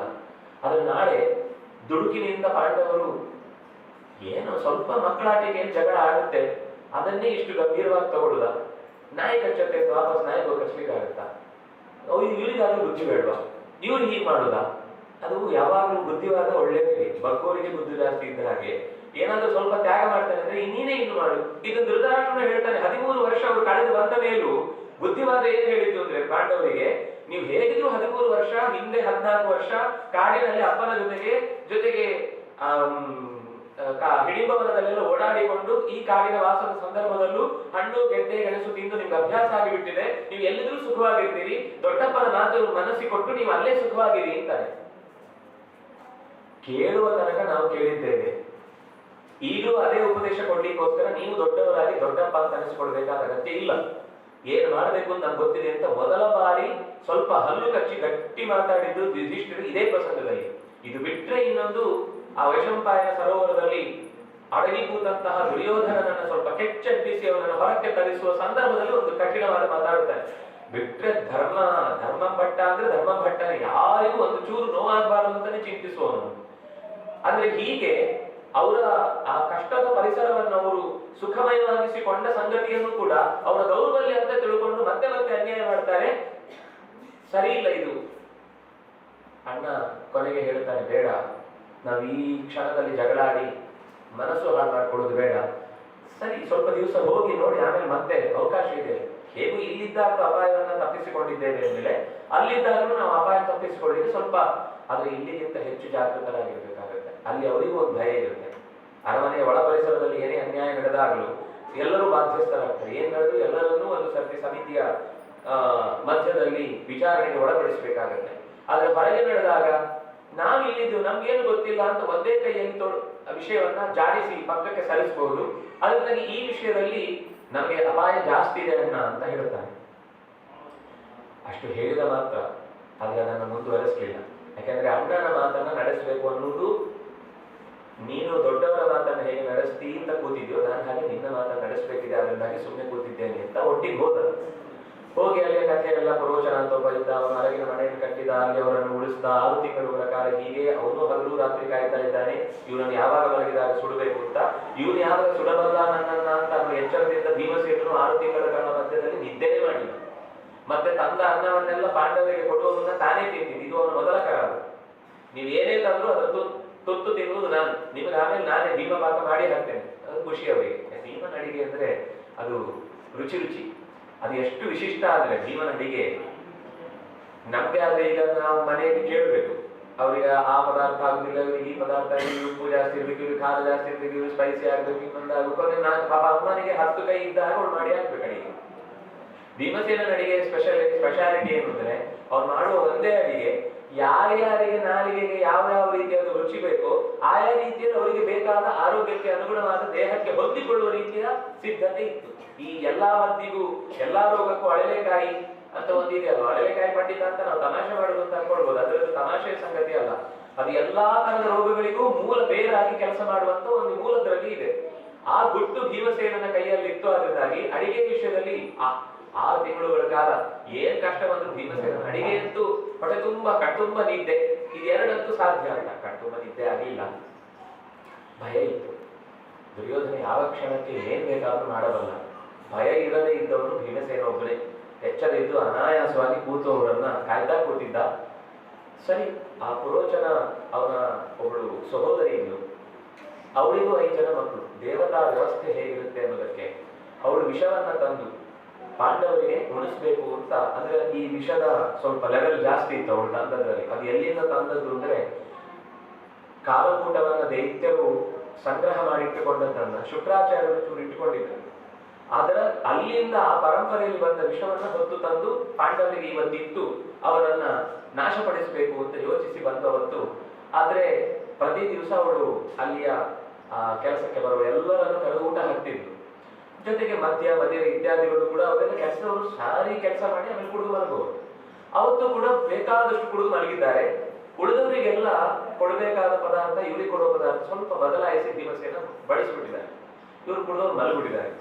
ಪುರೋಚನರು ಮಲಗಿದ್ದಾರೆ, ಆ 5 ಜನರು ಮಲಗಿದ್ದಾರೆ. ಅವರು ಕೂಡ ಯಾರು ಸಾಮಾನ್ಯರಲ್ಲ, ಎಲ್ಲರೂ ಈ ಕೆಲಸಕ್ಕೋಸ್ಕರನೇ ಅಮ್ಮನಿಗೆ ಜೊತೆಗೆ ಸಹಾಯ ಮಾಡಿ ಬಂದವರು.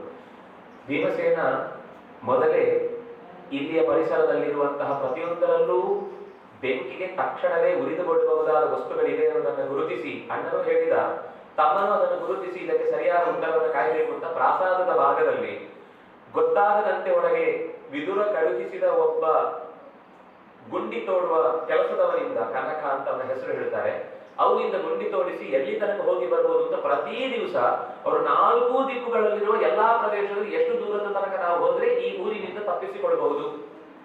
ತಪ್ಪಿಸಿಕೊಂಡು ಸೀದಾ ಹೋಗಿ ದುರ್ಯೋಧನನ ಮನೆ ಮುಂದೆ ನಿಂತ್ರೆ ಯಾವ ದಿಕ್ಕಿಗೆ ಹೋದ್ರೆ ನಾವು ಎಲ್ಲಿ ಕೌರವರ ಈ ಅಪಾಯದಿಂದ, ಯಾಕೆಂದ್ರೆ ಅವರ ಕಣ್ಗಾವಲು ಎಲ್ಲ ಕಡೆ ಇತ್ತು. ಯಾಕಂದ್ರೆ ಧೃತರಾಷ್ಟ್ರನ ಆಳ್ವಿಕೆಯಲ್ಲಿ ಇದ್ದದ್ರಿಂದ ಹೆಸರಿಗೆ ಅವರ ವ್ಯವಸ್ಥೆ ನಡೀತಾ ಇದ್ರು, ಒಳಗಿನಿಂದ ಎಲ್ಲ ಕೆಲಸ ಮಾಡ್ತಾ ಇದ್ದವನು ದುರ್ಯೋಧನನೇ. ಹಾಗಾಗಿ ತನಗೆ ಬೇಕಾದವನ್ನೆಲ್ಲ ಪಾಂಡವರು ಹೋದ ತಕ್ಷಣವೇ ಮಾಡಿದ ಮೊದಲ ಕೆಲಸ ಅವನಿಗೆ ಎಲ್ಲೆಲ್ಲಿ ಮೂಲ ವ್ಯಕ್ತಿಗಳು ತನ್ನವರು ಇರಬೇಕೋ ಇವರ ಹೆಸರನ್ನೆಲ್ಲ ಕಿತ್ತು ಹಾಕಿ ತಾನು ಬೇರೆ ವ್ಯಕ್ತಿಗಳನ್ನ ನಿಲ್ಲಿಸಿ ತನಗೆ ಬೇಕಾದ ಅಟ್ಮಾಸ್ಫಿಯರ್ ಅನ್ನ ಕ್ರಿಯೇಟ್ ಮಾಡ್ಕೊಂಡಿದ್ದಾನೆ. ಈ ವಿಷಯದಲ್ಲಿ ಭೀಮಸೇನ ಹೇಳಿದ್ದ, ಮೊದಲು ಅವನು ಮಾಡುವುದು ನಮ್ಗೆ ಎಲ್ಲೆಲ್ಲಿ ಏನೇನು ವಿಷಯಗಳು ತಿಳಿಯುವ ಅಧಿಕಾರದ ಮೂಲಗಳಿವೆಯೋ ಅದನ್ನು ಅವನು ಮೊದಲು ನಾಶ ಮಾಡ್ತಾನೆ ಅಂತ. ಅದು ಹಾಗೇ ನಡೆದಿತ್ತು ಕೂಡ. ಹಾಗಾಗಿ ಇವರು ಬೇಟೆಯ ನೆಪದಲ್ಲಿ ಎಲ್ಲ ದಿಕ್ಕುಗಳಿಗೂ ಹೋಗಿ ಎಷ್ಟು ದೂರ ನಾವು ಹೋದ್ರೆ ಈ ದಾರಿಯನ್ನ ಕ್ರಮಿಸಬಹುದು ಅಂತ ತಿಳ್ಕೊಂಡು ಬಂದಿದ್ರು. ಆ ದಿವಸ ಬಂತು, ಅವರು ಯೋಚನೆ ಮಾಡಿದ್ರು ಇವತ್ತೇ ಏನಾದ್ರೂ ಮಾಡಬೇಕು ಅಂತ. ಮುಹೂರ್ತವನ್ನ ಕೊಟ್ಟದ್ದನ್ನೇ ವ್ಯರ್ಥ ಮಾಡಬಾರ್ದು ಅಂತ ಭೀಮಸೇನನೇ ಎಲ್ಲ ಆ ಉರುವಲು ವಸ್ತುಗಳನ್ನೆಲ್ಲ ಇನ್ನಷ್ಟು ಆ ಗೋಡೆಗಳಿಗೆ ಹೇರಿ ತಾನೇ ಬೆಂಕಿ ಕೊಟ್ಟು ಅವರನ್ನು ಮೊದಲೇ ಆ ಸುರಂಗದಿಂದ ಹೊರಕಿಟ್ಟು ಬೆಂಕಿ ಕೊಟ್ಟು ಒಳಗೆ ಬಂದಿದ್ದಾನೆ.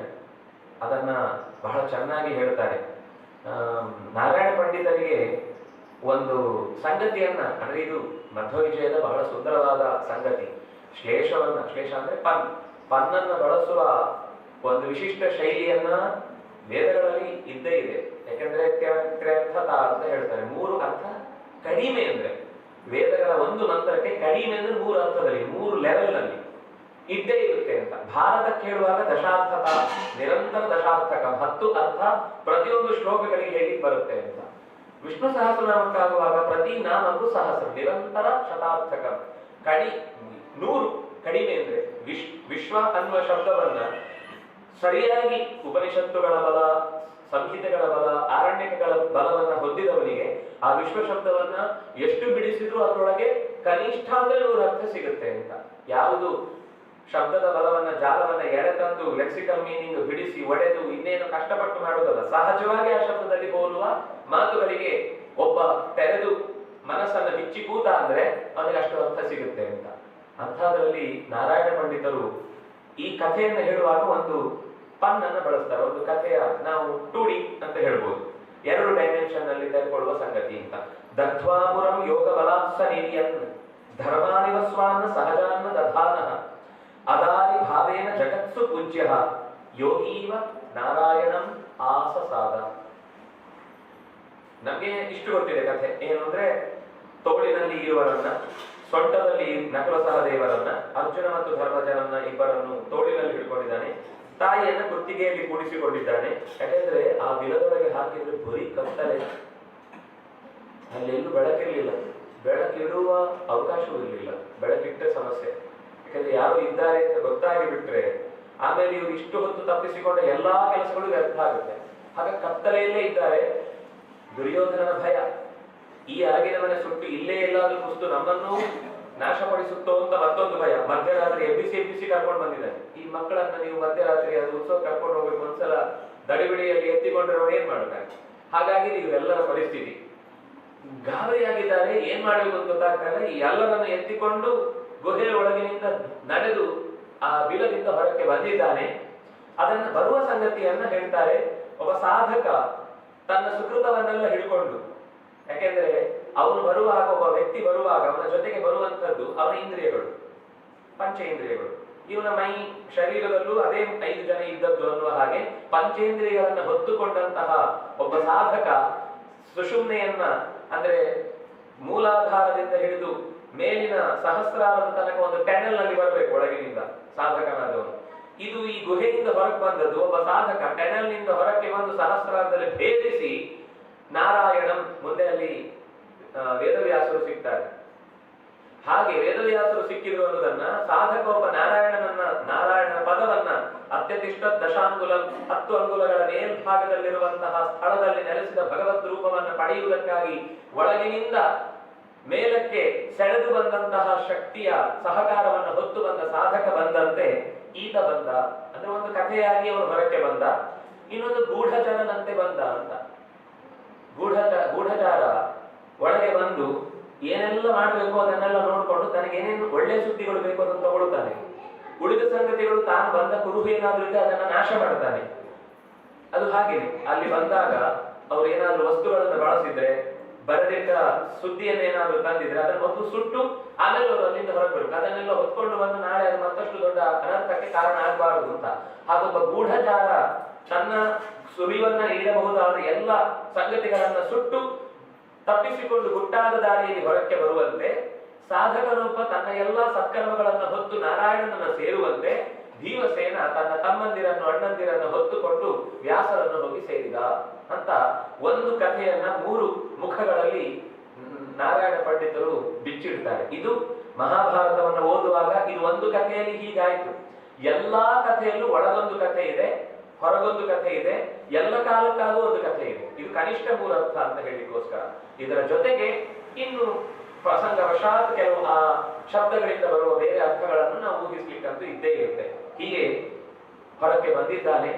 ಉರಸಾ ಪಾದಪಾನ್ ಭಂಜನ್ ಬಹಳ ಚೆನ್ನಾಗಿ ಹೇಳ್ತಾರೆ. ಭೀಮಸೇನ ಇಬ್ಬರನ್ನು ಹೀಗೆ ಹಿಡ್ಕೊಂಡು ಸೊಂಟದಲ್ಲಿ ಹಿಂದಕ್ಕೆ ತಳ್ಳಿ ಎದೆಯನ್ನ ಮುಂದಕ್ಕೆ ಕೊಟ್ಟು ಮರಗಳನ್ನ ಎದೆಯಿಂದ ಢೀ ಕೊಟ್ಟು ಅದು ಉರುಳಿಸ್ತಾ ಇದ್ದಂತೆ. ಯಾಕಂದ್ರೆ ಕೈ ಅಡ್ಡ ಹಿಡ್ಕೊಳ್ಳಿಕ್ಕಾಗುದಿಲ್ಲ. ಯಾಕಂದ್ರೆ ಇಬ್ರು ಅಣ್ಣಂದ್ರೆ ತಮ್ಮ ಒಬ್ಬ ಈ ಪಕ್ಕದಲ್ಲಿದ್ದಾನೆ. ಎದೆ ಕೊಟ್ಟು ಮರವನ್ನ ಬೀಳಿಸಿ, ಎದೆ ಕೊಟ್ಟು ಕಾಲಿನ ಮಂಡಿ ಕೊಟ್ಟು ಪಾದ ಕೊಟ್ಟು ಏರುತ್ತಕ್ಕೂ ದಿಣ್ಣೆಗಳು ಮಣ್ಣ ದಿಣ್ಣೆಗಳು ಏನಿತ್ತು ಅದನ್ನೆಲ್ಲ ಸಮತಟ್ಟುಗೊಳಿಸಿ ಹಿಡಿಂಬ ವನದ ತನಕ ಓಡಿದ್ದಾನೆ.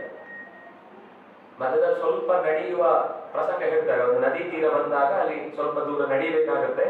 ವಿದುರ ಅಲ್ಲಿ ಮತ್ತೊಂದು ನಾವೆಯನ್ನ ಕೊಟ್ಟು ಕಳುಹಿಸಿದ್ದ. ಮೊದಲು ಆಡಿದ ಗುಟ್ಟಾದ ಗುಹ್ಯ ಭಾಷೆ ಎಂದರೆ ಅವ್ರು ಮೊದಲು ಏನು ಕಳಿಸುವಾಗ ಮಾತಾಡಿದ್ನೋ ಅದೇ ಭಾಷೆಯನ್ನ ಆ ನಾವೆಯನ್ನ ಕರೆದೊಯ್ಯುವ ನಾವಿಕನು ಮಾತಾಡಿದಾಗ ಏನು ವಿದುರ ಕಳಿಸಿದ್ದು ಅಂತ ಗೊತ್ತಾಗಿ ಅದರ ಮೂಲಕ ಗಂಗೆಯನ್ನ ದಾಟಿ ಅಲ್ಲಿಂದ ಮತ್ತೆ ಭೀಮಸೇನ ಓಡಿ ಹಿಡಿಂಬವನ್ನು ಸೇರಿದ್ದಾನೆ. ಓಡಿದವರಿಗೆ ಸುಸ್ತಾಗ್ಬೇಕಲ್ವ? ಸುಸ್ತಾಗಿದ್ದು ಓಡಿದವರಿಗಲ್ಲ. ಎಲ್ಲರೂ ಆಗಲ್ಲ ಭೀಮಸೇನ ಸಾಕಾಯ್ತು ಇಳಿಸ್ಬಿಡು ಅಂತಂದ್ರು. ಇನ್ನು ನಡಿಲಿಕ್ಕೆ ಸಾಧ್ಯ ಇಲ್ಲ. ನಡೆದಿದ್ದೆ ಹರಿಯುವುದು. ಅವೆಲ್ಲರೂ ಕಕ್ಕಾಬಿಕ್ಕೆ. ಯಾಕಂದ್ರೆ ಇನ್ನು ವೇಗ, ಇನ್ನು ಹೋಗುವ ಆ ಆವೇಗಗಳನ್ನ ಅರ್ಥ ಮಾಡಿಕೊಳ್ಳಿಕ್ಕೂ ಆಗ್ತಿರ್ಲಿಲ್ಲ. ಯಾವ ಕಡೆಯಲ್ಲಿ ಏನ್ ಹೋಗ್ತಾ ಇದೆ, ಯಾವ ದಿಕ್ಕಿಗೆ ಹೋಗ್ತಾ ಇದೆ, ಮರಗಳೇ ಹಿಂದೆ ಓಡ್ತಾ ಇದೆಯೋ ಇವನ್ ಮುಂದೆ ಓಡ್ತಾ ಇದ್ದಾನೋ ಅಂತ ಗೊತ್ತಾಗದಷ್ಟು. ಕೆಲವು ಟ್ರೈನ್ ಅಲ್ಲಿ ಕೂತಾಗ ನಾವು ಕೂತೇ ಇರ್ತೇವೆ, ಅದು ಪಕ್ಕ ಟ್ರೈನ್ ಹೋಗ್ತಾ ಇದೆ, ಗಾಡಿ ಹೋಗಿದ್ದು ಪಕ್ಕದ ಕಲ್ಲಿ ನಾನು ಸ್ಟೇಷನ್ ನಿಂತಿದೆ ಅಂತ ಗೊತ್ತಾದ್ರೆ ನಮ್ಮ ಟ್ರೈನ್ ಅಲ್ಲ ಅಂತ ಗೊತ್ತಾಗುತ್ತೆ. ಇಲ್ಲಾಂದ್ರೆ ಗಾಬರಿ ಆಗ್ಬಿಡ್ತೇವೆ. ಹಾಗೆ ಎರಡೂ ದಿಕ್ಕುಗಳಲ್ಲಿ ಹೋಗ್ತಾ ಇರುವ ವೇಗದ ಪರಿಸರವನ್ನ ಕಂಡು ಗಕ್ಕಾಬಿಕ್ಕೆ ಆದವರು ಕೊನೆಗೆ ಇಳಿದ ತಕ್ಷಣ ನೀರು ನೀರು ನೀರು ಅಂತ ಕನವರಿಸ್ತಾರೆ. ಎಲ್ಲ ಅರ್ಧಬರ್ಧ ನಿದ್ದೆ, ಅದರ ಜೊತೆ ಕನವರಿಕೆ, ಭಯ, ಸಾಕಾಗಿದೆ, ಕಣ್ಮುಟ್ಲಿಕ್ಕಾಗ್ತಿಲ್ಲ. ಪಾಪ ಅನ್ನಿಸ್ತು ಭೀಮಸೇನಿಗೆ. ಅಯ್ಯೋ ನಿಧಾನಕ್ಕೆ ಇಳಿಸಿದ. ಸ್ವಲ್ಪ ಸ್ವಚ್ಛವಾದ ಪರಿಸರ ನೋಡ್ತಾ ಇದ್ದಾನೆ. ಅವನಿಗೆ ಅದು ಭಯ.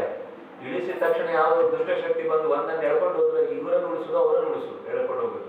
ಅದನ್ನೇ ಪರಿಸರವನ್ನು ಎಲ್ಲ ಕಡೆ ಗಮನಿಸಿದ. ಸುತ್ತಮುತ್ತ ಎಲ್ಲ ಸ್ವಲ್ಪ ಓಡ್ಲಿಕ್ಕೆ ಅಡಗಿ ಕೂತ್ರು ಕಾಣುವಂತ ಜಾಗಗಳೇನಿದೆಯೋ ಅಂತದ್ದನ್ನೆಲ್ಲ ಗುರುತಿಸಿ ಒಂದು ಸ್ವಲ್ಪ ಪರವಾಗಿಲ್ಲ ಬೆಳಕು ಇದೆ ಅಂತ ಅನಿಸುವ ಜಾಗದಲ್ಲಿ ಇಳಿಸಿದ.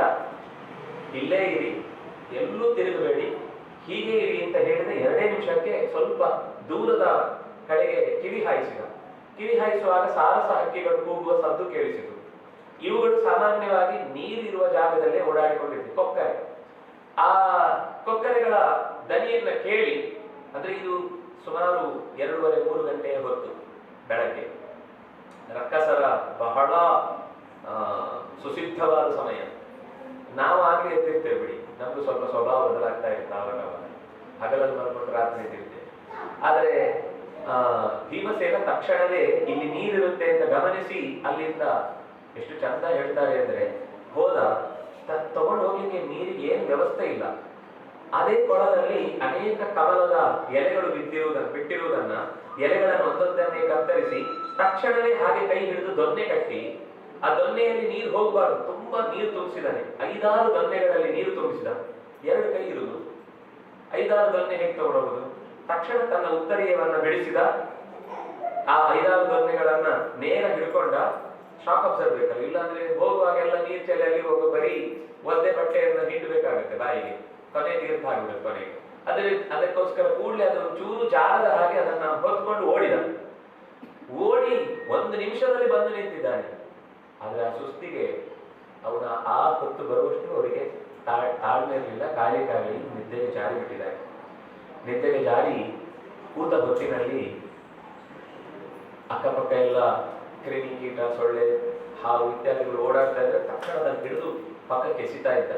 ತಾನು ಮಾತ್ರ ನಿಟ್ಟುಸಿರು ಬಿಡ್ತಾ ನೇರವಾಗಿ ಕೂತಿದ್ದಾನೆ, ಚೂರು ಅಲ್ಲಾಡ್ತಾ ಇಲ್ಲ. ಈ ಪ್ರಸಂಗ ಇಷ್ಟು ನಡೆಯುವಾಗ ಇದರ ಗಾಡಿ ಎಲ್ಲೋ ಹೋಗಿದೆ, ಒಂದು ಮೂಗಿಗೆ ಬಡಿದಿದೆ. ಮರದ ಮೇಲೆ ನೇತು ಬಿದ್ದಿದ್ದ ಬೇತಾಳಗಳೆಲ್ಲಿದ್ವು. ಅದ್ರಲ್ಲಿ ಒಂದು ಹೇಳಿತು,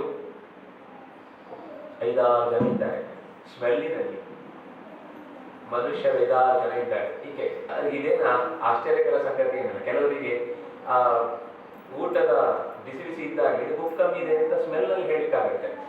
ಆ ಸ್ಮೆಲ್ಲಲ್ಲಿ ಅಷ್ಟು ವ್ಯತ್ಯಾಸಗಳನ್ನು ಹುಡುಕುವುದಾಗತ್ತೆ. ನಾಯಿ ಮಗು ಗೊತ್ತಿಟ್ಕೊಳ್ಬೇಕಿದ್ರೆ, ಆದ್ರೆ ಗೊತ್ತಾಗುತ್ತೆ, ಅದೇ ತಪ್ಪಲ್ಲ. ಅದೆಲ್ಲ ಒಂದು ಕಲೆ. ಅಡಿಗೆಯವರಿಗೆ ಅದೆಲ್ಲ ಸಾಮಾನ್ಯ ಕೆಲವೊಂದು ಗೊತ್ತಾಗುತ್ತೆ. ಯಾಕೆಂದ್ರೆ ಎಲ್ಲವನ್ನು ತಿಂದ ಬಡಿಸ್ಲಿಕ್ಕೆ ಆಗಲ್ಲ. ಬಡಿಸುವ ಮುಂಚೆ ನಾವು ತಿನ್ಲಿಕ್ಕಿಲ್ಲ. ಆದ್ರೆ ಉಪ್ಪು ಎಲ್ಲ ಸರಿ ಇರಬೇಕು. ಅದಕ್ಕೆ ಸಾಸಿವೆ ಜಾಸ್ತಿ ಆಯ್ತು, ಜೀರಿಗೆ ಜಾಸ್ತಿ ಆಯ್ತು, ಮೆಂತೆ ಜಾಸ್ತಿ ಆಯ್ತು, ತಕ್ಷಣವೇ ಗೊತ್ತಾಗುತ್ತೆ. ಈ ರೀತಿ ಆ ರಕ್ಕಸನಿಗೆ ಹಿಡಿಂಬ ಅಂತ ಹೆಸರು. ಯಾವುದು ಒಡುಂಬೆ ದೇಶದ ಪ್ರಾಣಿ. ಅದು ಬಂದದ್ದು ಅಲ್ಲಿಂದಲೇ, ಆಫ್ರಿಕಾದಿಂದಲೇ ಬಂದ ತಳಿಯದು. ಅದು ರಾಮಾಯಣದ ಕಾಲದ, ಈಗಿದ್ದಲ್ಲ. ಆ ಕಾಲದ ಒಂದು 5-6 ತಳಿಗಳಿದ್ದವು. ಅದರಲ್ಲಿ ಒಂದು ಬಕ, ಇನ್ನೊಂದು ಹಿಡಿಂಬ. ಆ ಹಿಡಿಂಬನ ಮೂಗಿಗೆ ಬೆಳೆದ ಸಂಗತಿಯನ್ನ ತಕ್ಷಣವೇ ಮನುಷ್ಯರ ಆಹಾರವನ್ನು ಹೊತ್ತುತ್ತಾ ಅಂತ ಅವನೊಂದು ತಂಗಿ ಹತ್ತಾಗ ಅಂತ ಬೈದು ಕಳಿಸಿದ. ಅವಳು ಯಾವಾಗಲೂ ಬೈಸ್ಕೊಂಡೇ ಕೆಲಸ ಮಾಡಿ ಅಭ್ಯಾಸ. ಅದೇ ಬೈಸ್ಕೊಂಡ ಬೇಸರವನ್ನು ಮನಸ್ಸಲ್ಲಿ ಹೊತ್ಕೊಂಡು ಹೋಗಿ ನಾವು ತಿನ್ಲಿಕ್ಕೆ ಸಿಗುತ್ತಲ್ವ, ಬೈದದ್ದಾದ್ರೂ ಸರಿ, ಹೊಟ್ಟೆಗಂತೆ ಏನಾದ್ರು ಬೀಳುತ್ತಲ್ವ ಅಂತ ಅನ್ಕೊಂಡು ಬಂದ್ರೆ ಅವಳಿಗೊಂದು ಆಶ್ಚರ್ಯ ಕಾದಿದೆ. 5 ಜನ ಮಲಗಿದ್ದಾರೆ. ಒಬ್ಬ ಒಂದು ಚೂರು ಅಲುಗಾಡದೆ ನಟ್ಟ ಇರುಳು ಎದ್ದು ಎಚ್ಚರದಿಂದ ಕೂತಿದ್ದಾನೆ. ಸುಮ್ಮನೆ ನಿಂತು ಗಮನಿಸ್ತಾಳೆ. ಎಷ್ಟು ಸೂಕ್ಷ್ಮ ಅಂದ್ರೆ ಭೀಮಸೇನ ಅಲ್ಲಿ ಏನೋ ಒಂದು ಮುಂದೆ ಇನ್ನೊಂದು ಸ್ವಲ್ಪ ಹೊತ್ತಿಗೆ ಬಂದು ಅವಳ ಅಮ್ಮನ ಕೈ ಹತ್ರ ಬರಬಹುದು ಅಂತ ಅನಿಸಿದ್ರೆ ತಕ್ಷಣ ಅದನ್ನ ಪಕ್ಕಕ್ಕೆ ಎಸಿತಿದ್ದ. ಯಾವುದು ಅವರ ಪರಿಸರಕ್ಕೆ ಏನೂ ಅಪಾಯ ಆಗದಂತೆ ಅವರನ್ನ ಕಣ್ಗಾವಲು ಅಂದ್ರೆ ಕಣ್ಗಾವಲೇ, ಕಣ್ಣು ತಪ್ಪಿಸಿ ಒಂದು ಸಣ್ಣ ಕ್ರಿಮಿಯೂ ಕೂಡ ಹತ್ರ ಬರಲಿ ಕೊಡ್ತಿಲ್ಲ. ಸಹಜವಾಗಿ ಯಾರಿಗೆ ಯಾವುದು ಸಿಕ್ಕಿರೋದಿಲ್ವೋ ಅದು ಇನ್ನೆಲ್ಲೋ ಕಂಡಾಗಬೇಕು ಅಂತ ಅನ್ಸ್ಬಿಡುತ್ತೆ. ನಮ್ಮ ಮಕ್ಕಳಿಗೆ ನಾವು ಮನೆಯಲ್ಲಿ ಏನೋ ಕೊಡುವುದಿಲ್ಲ ಅಂತ ಕಾರಣ ಹೇಳದೆ ಕೊಡದೇ ಇದ್ದಾಗ ಪಕ್ಕದಲ್ಲಿ ಯಾರೋ ಬೈಕಲ್ಲಿ ಕುಡಿಸ್ಕೊಂಡು 2 ನಿಮಿಷ ಕೊಡಿಸ್ತೇನೆ ಅಂತ ತಕ್ಷಣ 20 ವರ್ಷದ ಕಾಯುವಿಕೆ 20 ನಿಮಿಷದಲ್ಲಿ ಕಳೆದು ಹೋಗ್ಬಿಡುತ್ತೆ. ಅದು ಮನಸ್ಸಿನ ದೌರ್ಬಲ್ಯ. ಆದ್ರೆ ನಾವು ಮಕ್ಕಳಿಗೆ ಯಾವಾಗ್ಲೂ ಹೇಳ್ಬೇಕಾದ ಸಂಗತಿ ಏನಂದ್ರೆ, ಅವ್ರು ಮಾಡಿದ ತಪ್ಪಿನ ಬಗ್ಗೆ ಹೇಳ್ಬೇಕು ಹೊರತು ನಿಮ್ಮೇ ಪ್ರೀತಿ ಅಲ್ಲ ಅಂತ ಅರ್ಥ ಅಲ್ಲ. ಮಕ್ಕಳಿಗೆ ಯಾವಾಗ್ಲೂ ಏನನ್ಸುತ್ತೆ, ಬೈದ ತಕ್ಷಣ ನನ್ನೇ ಪ್ರೀತಿ ಇಲ್ಲ ಅಂತ ಅನ್ಸುತ್ತೆ. ನಾನು ನಿನ್ನ ಕೆಲಸವನ್ನ ಬೈತಾ ಇದ್ದೇನೆ ಹೊರತು ನಿನ್ನನ್ನಲ್ಲ. ನಾವು ಈ ವಿಭಾಗ ಮಾಡದೆ ಮಕ್ಕಳನ್ನ ಬೈತೇವೆ. ಹಾಗಾಗಿ ಮಕ್ಕಳಿಗೆ ನಾವು ಯಾವಾಗಲೂ ಕೆಟ್ಟವರು ಅಂತ ಅನಿಸ್ತಾ ಇರುತ್ತೆ. ಅವರಿಗೆ ಆ ಆರೈಕೆಯನ್ನ ಕಂಡು ಇಂಥ ಒಬ್ಬ ಗಂಡ ನನಗೆ ಬೇಕು ಅಂತ ಅನಿಸ್ತವ್ರಿಗೆ. ಹೀಗೆ ಕಾಯುವ ಒಬ್ಬ ವ್ಯಕ್ತಿ ನನಗೆ ಬದುಕೊಳ್ಬೇಕು. ಯಾಕಂದ್ರೆ ಯಾವಾಗ್ಲೂ ಅಣ್ಣ ಬೈದು ಬಹಳ ಒಳ್ಳೆ ಸೈಕಾಲಜಿ. ಮಹಾಭಾರತವನ್ನು ನಾವು ನೋಡುವುದು ಕೇವಲ ಒಂದು ಕಥೆಯಾಗುವುದಕ್ಕಿಂತ ಹೆಚ್ಚು ಯಾರಿಗೆ ಯಾವುದಕ್ಕೋಸ್ಕರ ಜೀವನದಲ್ಲಿ ಹಾತೊರೆಯುವಿಕೆ ಇರುತ್ತೋ ಅದು ಎಲ್ಲಿಯಾದ್ರೂ ಸ್ವಲ್ಪ ಕಂಡ ತಕ್ಷಣ ಅದು ತನಗೆ ಬೇಕು ಅಂತ ಅನಿಸುತ್ತೆ. ಹಾಗೆ ಬೇಕು ಅನ್ನೋದಕ್ಕೆ ಬೇಕಾದ ರೀತಿಯಲ್ಲೇ ಚಂದವೂ ಇದ್ದ, ಕಾಯುವಿಕೆಯೂ ಇತ್ತು, ಎಚ್ಚರವೂ ಇದ್ದ, ಮೈ ಸೌಷ್ಠವೂ ಇತ್ತು. ಇದೆಲ್ಲ ಒಡನೆ ಸೆಳೆದು ಬಿಡ್ತು. ಅದರ ರಕ್ಕಸ ಬುದ್ಧಿ, ಪ್ರೀತಿ ಗೀತಿ ಎಲ್ಲ ಗೊತ್ತಿಲ್ಲ, ಅಂಥವನು ಬೇಕು ಅಂತ ನಮ್ಮ ಕಾತರ ಮಾತ್ರ ಇತ್ತು. ನೇರ ಹೋಗ್ತಾಳೆ. ಆದ್ರೆ ತನ್ನ ದೇಹವನ್ನ, ಯಾಕಂದ್ರೆ ಪ್ರಥಮ ಚುಂಬನ ದತ್ತ ಭಗ್ನ ಆಗ್ಬಾರ್ದು. ಹೋಗಿ ನೋಡುವಾಗಲೇ ಭಯದಿಂದ ಒಂದು ಬಾರಿಸಿ, ನಾನು ಮಾತಾಡೋ ಮುಂಚೆನೆ ಬಾರಿಸಿ ಬಿಟ್ಟ ಅಂದ್ರೆ ನನ್ನ ಕಥೆನೇ ಮುಗಿದೋಗ್ಬಿಟ್ರೆ, ಅದಕ್ಕೋಸ್ಕರ ಚೆಲುವೆ ತುಟಿ ಎಲ್ಲ ಕೆಂಪಾಗಿಸಿಕೊಂಡು, ಕಣ್ಣೆಲ್ಲ ಅಗಲವಾಗಿಸಿಕೊಂಡು, ಕಿವಿಯೆಲ್ಲ ನೀಳವಾಗಿಸಿಕೊಂಡು, ಇದ್ದ ಕುರುಚಲು ತಲೆಯನ್ನೆಲ್ಲ ಉದ್ದದ ಜಡೆಯನ್ನಾಗಿಸಿ, ಈ ಬ್ಯೂಟಿ ಪಾರ್ಲರ್ ಹೋಗೆಲ್ಲ ಮಾಡ್ಸ್ಕೊಂಡ್ ಬರ್ತಾರಲ್ಲ, ಹಂಗೆ ಅವಳು ತಕ್ಷಣದಲ್ಲಿ ತನ್ನ ಮಾಯಾ ಶಕ್ತಿಯಿಂದ ಮಾಯಾವಿನಿಯಾಗಿ ಎಲ್ಲವನ್ನು, ಅಂದ್ರೆ ಯಾವುದು ಅಸಹಜವೋ ಅದನ್ನ ನಾವು ಎಷ್ಟು ಸಹಜವಾಗಿಸುವ ಪ್ರಯತ್ನ ಮಾಡಿದ್ರು ಒಂದು ಕಾಲ ಬರುತ್ತೆ, ಆಗ ನಿಜ ಹೊರಗೆ ಬೀಳುತ್ತೆ. ನಾವು ಇರುವ ಹಾಗೆ ನಮ್ಮನ್ನ ಸಮಾಜಕ್ಕೆ ಒಪ್ಪಿಸಿಕೊಂಡ್ರೆ ಬಯಲು ಆಲಯದೊಳಗೋ, ಆಲಯವು ಬಯಲೊಳಗೋ, ಬಯಲು ಆಲಯಗಳೆರಡು ನಿನ್ನೊಳಗೋ ಹರಿಯೇ. ನಾವು ಎಷ್ಟು ನಮ್ಮನ್ನು ಮುಚ್ಚಿಕೊಳ್ಳಿಕ್ ಪ್ರಯತ್ನ ಮಾಡ್ತೇವೋ ಬೇರೆಯವರೆಲ್ಲ ಕಿತ್ತು ಬಿಚ್ಚಲಿಕ್ಕೆ ಪ್ರಯತ್ನ ಮಾಡ್ತಿರ್ತಾರೆ. ನಾವೆಷ್ಟು ಇರುವುದೇ ಹೀಗೆ, ನೋಡಿ ಸ್ವಾಮಿ ನಾನು ಇರೋದೇ ಹೀಗೆ, ಅಂತ ನಾವು ಇರುವಂತೆ ನಮ್ಮನ್ನ ವ್ಯಕ್ತಗೊಳಿಸಿಕೊಳ್ತಾ ಇದ್ದಿದ್ರೆ ನಮ್ಮನ್ನು ಯಾರು ಬಟಾಬಯಲು ಮಾಡುವ ಅವಕಾಶವೇ ಇಲ್ಲ. ನಾವೆಷ್ಟು ಬಟಾಬಯಲಾಗ್ತೇವೋ ನಮ್ಮನ್ನಷ್ಟು ಜನ ಆಲಯವಾಗಿಸ್ತಾರೆ. ನಾವೆಷ್ಟು ಆಲಯದಂತೆ ಮುಚ್ಚಿಕೊಳ್ಳುವ ಪ್ರಯತ್ನ ಮಾಡ್ತೇವೋ ಜನ ನಮ್ಮನ್ನು ಬಟಾಬಯಲು ಮಾಡಿ ಬಯಸ್ತಾರೆ. ಅದರಿಂದಾಗಿ ಭೀಮಸೇನನ ಆ ನಡೆಯಲ್ಲಿ ಇದ್ದ ಸಹಜವಾದ ಪ್ರೀತಿಯನ್ನ ಆಕೆ ಗಮನಿಸಿ ನನಗೆ ಬೇಕು ಅಂತ ಬಂದು ಆ ವೇಷವನ್ನ ಮರೆಸಿಕೊಳ್ತಾರೆ. ಕಾರಣ ಇಷ್ಟೇ, ಒಂದೇ ಕ್ಷಣದಲ್ಲಿ ಮೊದಲಿಗೆನೆ ತೀರಾ ನಾವು ಫಸ್ಟ್ ಇಂಪ್ರೆಷನ್ ಬೆಸ್ಟ್ ಇಂಪ್ರೆಷನ್ ಅಂತ ಹೇಳ್ತೇವಲ್ಲ, ಹಾಗೆ ಆಗಬೇಕು ಅಂತ ಬಯಸಿ ಸತ್ಯ ಹೇಳ್ತಾಳೆ. ನಾನು ಒಬ್ಬಳು ರಕ್ಕಸನ ತಂಗಿ. ಅಂದ್ರೆ ಅವರ ಪ್ರಾಮಾಣಿಕತೆಯನ್ನು ಮೆಚ್ಚಬೇಕು. ರಕ್ಕಸಿ ಆದ್ರೆ ಪ್ರೀತಿ ಬರಬಾರ್ದ, ಸಹಜವಾದ ಪ್ರೀತಿ ಅದು. ಬಂದು ಭೀಮನಲ್ಲಿ ಕೇಳ್ತಾಳೆ, ನಾನು ಹಿಡಿಂಬ ಅಂತ ರಕ್ಕಸನ ತಂಗಿ, ನಮ್ಮ ಅಣ್ಣ ನಿನ್ನನ್ನ ಕೊಂದು ತರಲಿಕ್ಕೆ ಹೇಳಿದ್ದಾನೆ, ಆದ್ರೆ ನಿನ್ನ ನೋಡಿದ ಮೇಲೆ ನನಗೆ ಕೊಲ್ಲುವ ಮನಸ್ಸು ಬರಲಿಲ್ಲ. ಅಣ್ಣನ ಪ್ರೀತಿ ಅದು ನಿನ್ನ ನೋಡಿದ್ಮೇಲೆ ಅದರಲ್ಲಿ ಸತ್ವವೇ ಇಲ್ಲ ಅಂತ ಅನ್ನಿಸಿಬಿಡ್ತು. ನಿನ್ನಂಥವನ ಜೊತೆಗೆ ನನ್ನ ಬಾಳುವೆ ನಡೆಸಬೇಕು. ಯಾಕೆಂದ್ರೆ ಎಷ್ಟು ಆ ಕಾತರತೆಯನ್ನ ನಿನ್ನಲ್ಲಿ ಅವರಿಗೆ ಆಗಬಹುದಾದ ತೊಂದರೆಯನ್ನ ತಪ್ಪಿಸಬೇಕು ಅಂತ ಯೋಚನೆಯನ್ನ ಕಂಡಾಗ ನಿನ್ನ ಜೊತೆಗೆ ಹಾಗೆ ಬಾಳುವೆ ನಡೆಸಬೇಕು, ನನ್ನ ಬಾಳ ಸಂಗಾತಿಯಾಗಿಸಿಕೊಳ್ತೀಯಾ ಅಂತ ಕೇಳ್ತಾಳೆ. ಅದಕ್ಕಿಂತ ಮುಂಚೆ ನಿನ್ನನ್ನು ನಾನು ರಕ್ಷಿಸಬೇಕು, ಇವರನ್ನೆಲ್ಲ ತಿಂದು ಬಿಡ್ತೇನೆ, ನಿನ್ನ ನಾನು ಹೊತ್ಕೊಂಡು ಎಲ್ಲಿಗೆ ಬೇಕೋ ಅಲ್ಲಿಗೆ ಹೋಗ್ತೇನೆ. ಇದೇನಂದ್ರೆ ಅವಳ ಮಾತಿನಲ್ಲಿ ಏನು ಅಂದ್ರೆ ನಾನು ಅವನಿಗೆ ಸಹಾಯ ಮಾಡ್ತಾ ಇದ್ದೇನೆ ಅಂತ. ಆದ್ರೆ ಅವಳ ಬಗ್ಗೆ ಇದು ಮಾನುಷ ಭಾವ ಭೀಮಸೇನನದ್ದು, ಅವಳದು ರಾಕ್ಷಸ ಭಾವ. ಅವಳಿಗೆ ಏನ್ ವಸ್ತು ಬೇಕೋ ಅದು ಬಿಟ್ರೆ ಬೇರೆದ್ರ ಬಗ್ಗೆ ಕೇರ್ ಇಲ್ಲ ಅವಳಿಗೆ ಗೊತ್ತಿಲ್ಲ. ಅದು ಮನೆಯಿಂದ ಮೊದಲಿಂದ ಬಂದ ಸಂಸ್ಕಾರವೇ ಹಾಗೆ. ಯಾವ್ದು ಬೇಕೋ ಅದನ್ನು ಉಳಿಸ್ಕೊಡುದು, ಅದನ್ನ ತಿಂದು ಬಿಡುದು ಅಷ್ಟೇ. ಏನ್ ಸಿಗುತ್ತೋ ಅದನ್ನು ತಿನ್ನೋದು ಅಂತ. ನಿನಗೆ ಅವರನ್ನೆಲ್ಲ ನೋಡ್ಕೊಳ್ಳುವ ಕಷ್ಟ ಇರುವುದಿಲ್ಲ, ನನ್ನ ಜೊತೆಗೆ ಇದ್ರೆ ಸಾಕು. ನಿನ್ನನ್ನು ಬೆಟ್ಟದ ತುದಿಯಲ್ಲಿ ಕರೆದುಕೊಂಡು ಹೋಗಿ ಜಗತ್ತಿನ ಎಲ್ಲಾ ಸಂತೋಷವನ್ನು ನಾನು ಕೊಡಿಸ್ತೇನೆ, ನೀನು ಯಾವ ಭಯ ಪಡಬೇಕಾಗಿಲ್ಲ, ಮೊದಲು ಇಲ್ಲಿಂದ ಹೊರಡುತ್ತಾರೆ. ನಾನು ಯಾಕೆ ಹೊರಡಬೇಕು ಅಂತ ಅಲ್ಲ, ಅಣ್ಣ ಬರ್ತಾನೆ ಅಲ್ಲಿ, ಅಲ್ಲ ನೀನು ತಿಂತಾನೆ. ನೀನ್ ಅನ್ಕೊಂಡ ಹಾಗೆ ನಾನು ಸುಮ್ಮನೆ ದೇಹವನ್ನು ಬೆಳೆಸಿದ್ದು ಬರೀ ಅದು ರಟ್ಟೆ ಬೆಳೆಸಿದ್ದು ತೋರಿಸ್ಲಿಕ್ಕಲ್ಲ. ಅದು ಸುಮ್ಮನೆ ಹೀಗೆ ತೋರಿಸಿ ಕರ್ನಾಟಕ ರತ್ನ ಭಾರತ ರತ್ನ ಅಂತ ತೋರಿಸ್ಲಿಕ್ಕಿರುವಂತ ಶಕ್ತಿ ಅಲ್ಲ. ಅದು ಕಾರ್ಯಕಾಲದಲ್ಲಿ ಸಮುತ್ಪನ್ನವಾಗುವಂತದ್ದು. ಇವರನ್ನೆಲ್ಲ ಏನ್ ಮಾತಾಡ್ತಾ ಇದ್ವಿ, ಪ್ರೀತಿ ಅಂತ ಹೇಳ್ತಾ ಇದ್ವಿ. ನನ್ನ ಹೆತ್ತ ತಾಯಿ ತಮ್ಮಂದ್ರು ಇವರನ್ನು ಹೀಗೆ ನಡು ಮಾರ್ಗದಲ್ಲಿ ಬಿಟ್ಟು ಅವರ ಯೋಗಕ್ಷೇಮ ನೋಡ್ಕೊಳ್ಬೇಕಾದದ್ದು ನನ್ನ ಹೊಣೆಗಾರಿಕೆ. ನಾನು ಹೋಗುದಿದ್ರೆ ಅವರ ಜೊತೆಗೇನೆ, ಬದುಕುದಿದ್ರೆ ಅವ್ರ ಜೊತೆಗೇನೆ, ಸಾಯುದಿದ್ರು ಅವ್ರ ಜೊತೆಗೇನೆ. ಅಮ್ಮನ ಇವರು, ಹಾಗಾದ್ರೆ ಅಮ್ಮನನ್ನ ಹೊತ್ಕೊಳ್ಳೋಣ, ಉಳಿದವರನ್ನು ಬಿಡು, ಹೋಗೋಣ. ತಮ್ಮಂದ್ರು ನನ್ನ ಒಡ ಹುಟ್ಟಿದವರು, ನನ್ನ ನೆತ್ತರನ್ನ ಹಂಚಿಕೊಂಡವರು, ಅವರನ್ನು ಬಿಡ್ಲಿಕ್ಕೆ ಆಗಲ್ಲ. ಇಷ್ಟೆಲ್ಲ ಏನಿದೆ ಅವ್ರ ಹತ್ರ, ಅದೆಲ್ಲ ನಿನಗೆ ಹೇಳಿದ್ರೆ ಅರ್ಥ ಆಗಲ್ಲ. ನಿನಗೆ ಅರ್ಥ ಆಗ್ಬೇಕಾದ ಅವಶ್ಯಕತೆ ಇಲ್ಲ, ನಿನಗೆ ಅರ್ಥ ಮಾಡಿಸುವ ವ್ಯವಧಾನವೂ ನನಗಿಲ್ಲ. ಇಲ್ಲಿಂದ ನೀನು ಹೊರಟೋರು, ನಾನು ಯಾರು ಬರ್ತಾನೆ ಅಂತ ಆಮೇಲೆ ನೋಡ್ಕೋತೇನೆ. ನಾನು ಹೋಗ್ಲಿಕ್ಕೆ ಬಂದವಳಲ್ಲ, ನಿನ್ ಜೊತೆಗೆ ಇರ್ಲಿಕ್ಕೆ ಬಂದವಳು. ಸ್ವಲ್ಪ ಸಂದೇಹದಿಂದಲೇ ಮಾತಾಡಿಸ್ತಾನೆ ಆರಂಭದಲ್ಲಿ, ಇವಳು ಏನೋ ನಾಟಕ ಆಡಿ ಏನೋ ಮಾಡ್ತಾಳ ಅಂತ. ಆದ್ರೆ ಬರುವ ದಾರಿಯಲ್ಲಿ ಅವನು ರಾಕ್ಷಸ ಓಡಿ ಬರ್ತಾನೆ. ಬರುವಾಗ ನಮ್ಮ ಕುಲದ ಮರ್ಯಾದೆ ತೆಗೆದಿಯೇ ನೀನು, ಯಾವನೊಬ್ಬ ಮನುಷ್ಯನ ಜೊತೆಗೆ ಮಾತಾಡ್ತಾ ನಿಂತಿದ್ಯಾ, ಏನ್ ಅನ್ಕೊಂಡಿದ್ದೀನಿ ನೀನು ಅಂತ ಬೈಕೊಂಡು ಬಂದು ಅವಳನ್ನು ಕೊಂದು ಬಿಡ್ತೇನೆ ಅಂತ ಕೈ ಎತ್ತುತ್ತಾನೆ. ಅಷ್ಟು ಹೊತ್ತು ಅಲ್ಲಿ ಕಾವಲಾಗಿ ಅಂದ್ರೆ ಅವನು ಬಂದವನು ಕೊಂದೇ ಬಿಡ್ತಾನೆ. ಈಗ ಹಿಡಿಮೇನ ಕೊಂದೇ ಬಿಡ್ತಿದ್ದ. ಆ ಹೊತ್ತಿನಲ್ಲಿ ಅವನ ಕಾವಲಿಗಿದ್ದವನು ಮರುಕ್ಷಣದಲ್ಲಿ ಹಾಗೆ ಅವನ ಬಾಯನ್ನು ಗಟ್ಟಿ ಹಿಡಿದ, ಕೈಯನ್ನ ಅಡ್ಡ ಹಿಡಿದ. ಅವನ ಬಾಯಿ ಹಿಡಿದಿದ್ದು, ಕೈ ಹಿಡಿದಿದ್ದು ಒಂದೋಳನ್ನು ಹೊಡಿತಾನೆ. ನಿನ್ನ ಪೌರುಷ ಇದ್ರೆ ಗಂಡಸರ ಹತ್ರ ತೋರಿಸು, ಹೆಣ್ಮಕ್ಳ ಮೇಲೆ ತೋರಿಸುದಲ್ಲ ನೀನು ಅಂತ ಬೈತಾನೆ. ಎರಡನೇ ಅಂಶ, ಇವರೆಲ್ಲ ಎದ್ದು ಬಿಡ್ತಾರೆ, ನಾನು ಅವರನ್ನ ನೆಮ್ಮದಿಯ ನಿದ್ದೆಗೋಸ್ಕರ ಇಲ್ಲಿ ಇಳಿಸಿದ್ದು ಹೊರತು ನಿನ್ನ ಕಿರುಚಾಟ ಕೇಳಿಕ್ಕಲ್ಲ ಅಂತ ಬಾಯಿ ಕೈ ಎರಡನ್ನೂ ಮುಚ್ಚಿ ಹಾಗೆ ಕರ್ಕೊಂಡು ಹೋಗಿ ಒಂದು ಸ್ವಲ್ಪ ದೂರದ ಕಾಡಿನ ಮಧ್ಯೆ ಕೇಳಿಸಿ, ಈಗ ಹೇಳಿ ನಿನ್ ಸಮಸ್ಯೆ ಏನು, ನೀನ್ ಯಾರು ನನ್ನನ್ನು ಕೇಳಲಿಕ್ಕೆ, ಈಗ ಕರ್ಕೊಂಡು ಬಂದವ್ ನಾನು, ನಿನ್ನನ್ನು ಉಳಿಸ್ಬೇಕು ಅಂದ್ರೆ ನಾನೇ ಉಳಿಸ್ಬೇಕು, ನಿನ್ ಸಮಸ್ಯೆ ಏನು, ನಿನ್ನ ಒಂದು ನಾಶಪಡಿಸಿ ಆಂದೋಲನ ತಿಂತೇನೆ ಅಂತ ಮತ್ತೆ ಯುದ್ಧಕ್ಕೆ ನಿಲ್ತಾನೆ. ಚೆನ್ನಾಗಿದೆ ಯುದ್ಧ. ಆ ಯುದ್ಧದ ಪ್ರಸಂಗವೇ. ಅದರ ಯುದ್ಧಕ್ಕೆ ಏನಿದೆ ಅಲ್ಲಿ, ಮರ ಗಿಡ ಬೊಟ್ಟೆ, ಅಲ್ಲಿ ಸಿಕ್ಕಿದ ಹಣ್ಣು, ಏನೇನು ಹಣ್ಣು ಅಥವಾ ಬಂಡೆ, ಇದೇ ಸಿಕ್ಕಿದನ್ನು ಪರಸ್ಪರ ಹೊಡೆದಾಡ್ಕೊಂಡು ಒಂದು ದೊಡ್ಡ ಗ್ರೌಂಡ್ ನಿರ್ಮಾಣ ಆಗುತ್ತೆ ಆಡ್ಲಿಕ್ಕೆ. ಅಷ್ಟು ಚಂದದ ಪ್ರದೇಶದ ಸಮತಟ್ಟು ಭಾವವನ್ನ ಅವರಿಬ್ಬರ ಯುದ್ಧ ನಡೆಸುತ್ತೆ. ಇನ್ನು ಸ್ವಲ್ಪ ಹೊತ್ತಿಗೆ ಅರುಣೋದಯ ಮುಗಿದು ಉಷೋದಯ ಮುಗಿದು ಅರುಣೋದಯ ಆಗುವ ಕಾಲ. ಅಲ್ಲಿಯ ಅಣ್ಣ ತಮ್ಮಂದರಿಗೆ ಎಚ್ಚರ ಆಗುತ್ತೆ. ಏನಾಯ್ತು, ಎಲ್ಲಿದ್ದಾನೆ ಈ ಭೀಮಸೇನ ಅಂತ ನೋಡುವಾಗ ಪಕ್ಕದಲ್ಲಿ ಒಬ್ಬಳು ನಿಂತಿದ್ದಾಳೆ. ಅವಳು ಕೈ ಮುಗಿದು ಆ ತಾಯಿಯ ಪಾದಕ್ಕೆ ನಮಸ್ಕರಿಸಿ, ನಿಮ್ಮ ಈ ಜೊತೆಗಿದ್ದವನು ನಮ್ಮ ಅಣ್ಣ ನಿಮ್ಮನ್ನು ಕೊಲ್ಲಿಕ್ಕೆ ಅಂತ ಬಂದಾಗ ಹೊಡೆದಾಟ ನಡೆಸ್ತಾ ಇದ್ದಾನೆ, ಅಲ್ಲೇ ದೂರದಲ್ಲಿ ಸದ್ದು ಕೇಳಿಸ್ತಾ ಇರೋದು, ನನ್ನ ಅಣ್ಣನ ಜೊತೆಗೆ ಹೋರಾಡ್ತಾ ಇದ್ದೇನೆ. ತಕ್ಷಣ ಅರ್ಜುನ ಧರ್ಮರಾಜ ಎದ್ದು ಓಡಿ ಅರ್ಜುನ ಕೇಳ್ತಾನೆ, ಏನಣ್ಣ ನೀನು, ಯುದ್ಧ ಇಷ್ಟೊತ್ತು ಮಾಡ್ತಾರೆ, ಯಾರಾದ್ರು ಸಹಾಯಕ್ಕೆ ಬರ್ಬೇಕಾ ನಾನು ಅಂತ ಕೇಳ್ತಾನೆ. ಅವ್ನು ಸಹಾಯ ಬರ್ಬೇಕಾ ಅಂತ ಕೇಳುವಷ್ಟರಲ್ಲಿ ಒಂದ್ ಪೆಟ್ಟು ಕೊಟ್ಟು ಮಲಗಿಸ್ತಾನೆ.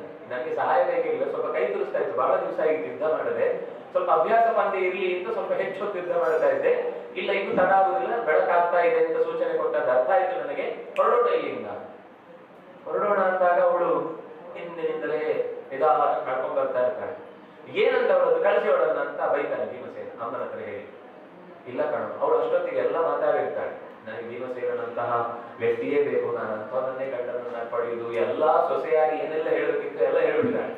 ನೀವು ಹೇಳಿದ ಕೇಳ್ಕೊಂಡು ಬಿದ್ದಿರ್ತೇನೆ, ನನಗೆ ನಿಮ್ ಜೊತೆಗಿರ್ಬೇಕಷ್ಟೇ, ನಿಮ್ಮಂತ ಸಜ್ಜನರ ಜೊತೆಗಿದ್ದು ನನ್ನನ್ನು ನಾನು ತಿದ್ದಿಕೊಳ್ಳುವ ಇದೊಂದು ಅವಕಾಶ ಅಂತ.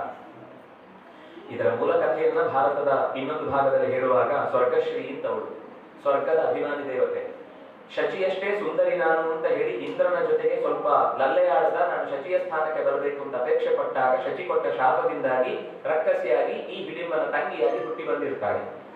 ಈಗ ಕೊನೆಯ ಪರಿಹಾರ ಏನು ಅಂತ ಕೇಳಿದಾಗ, ನೀನು ಭೀಮಸೇನನಿಗೆ ಸೇವೆಯನ್ನು ಮಾಡಿದಿ ಅಂತಾದ್ರೆ ನಿನ್ನ ಪರಿಹಾರ ಆಗುತ್ತೆ, ಮುಂದೆ ಪಾಂಡವರು ಹುಟ್ಟಿ ಬರ್ತಾರೆ, ಅವರ ಜೊತೆಗೆ ನೀನು ಸೇವೆ ಮಾಡಬೇಕು, ಆಗ ನಿನ್ನ ದೋಷ ಪರಿಹಾರ ಆಗುತ್ತೆ ಅಂತ ಹೇಳಿದ್ದನ್ನು ನೆನೆದು ಆಕೆ ಈ ಸಹಾಯಕ್ಕಾಗಿ ಬಂದಿರ್ತಾರೆ. ನಮ್ಗೆ ಬರೀ ಭಾರತ ನೋಡುವಾಗ ಏನ್ರಿ ಸ್ವಲ್ಪವೇ ದಿವಸ ಭೀಮಸೇನ ಅವಳ ಜೊತೆಗೆ ಸಂಸಾರ ಮಾಡಿ ಒಂದು ಹೆಣ್ಣು ಅಂದ್ರೆ ಇಷ್ಟೇನ ಉಪಯೋಗಿಸಿ ಬಿಚ್ಚಿಡುವಂತಹ ವಸ್ತು ಏನದು ಅಂತೆಲ್ಲ ಸ್ವಲ್ಪ ಮಹಿಳಾವಾದಿಗಳು ತೀರಾ ಬೇರೆ ಅವ್ರ ಮನೆಯಲ್ಲಿ ಆಗ್ತಾ ಇರೋ ಅನ್ಯಾಯಗಳಿಗೆ ಅವರು ಕಣ್ಣು ಹಾಕುವುದಿಲ್ಲ, ಸಮಾಜದಲ್ಲಾಗುವ ಸಮಸ್ಯೆಗಳಿಗೆ ಮಾತ್ರ ಮುಂದಾಳುವಾಗಿ ಮಹಿಳಾ ಮಂಡಳಿಯ ನೇತೃಗಳಾಗಿ ಓಡೋಡಿ ಬರ್ತಾರೆ.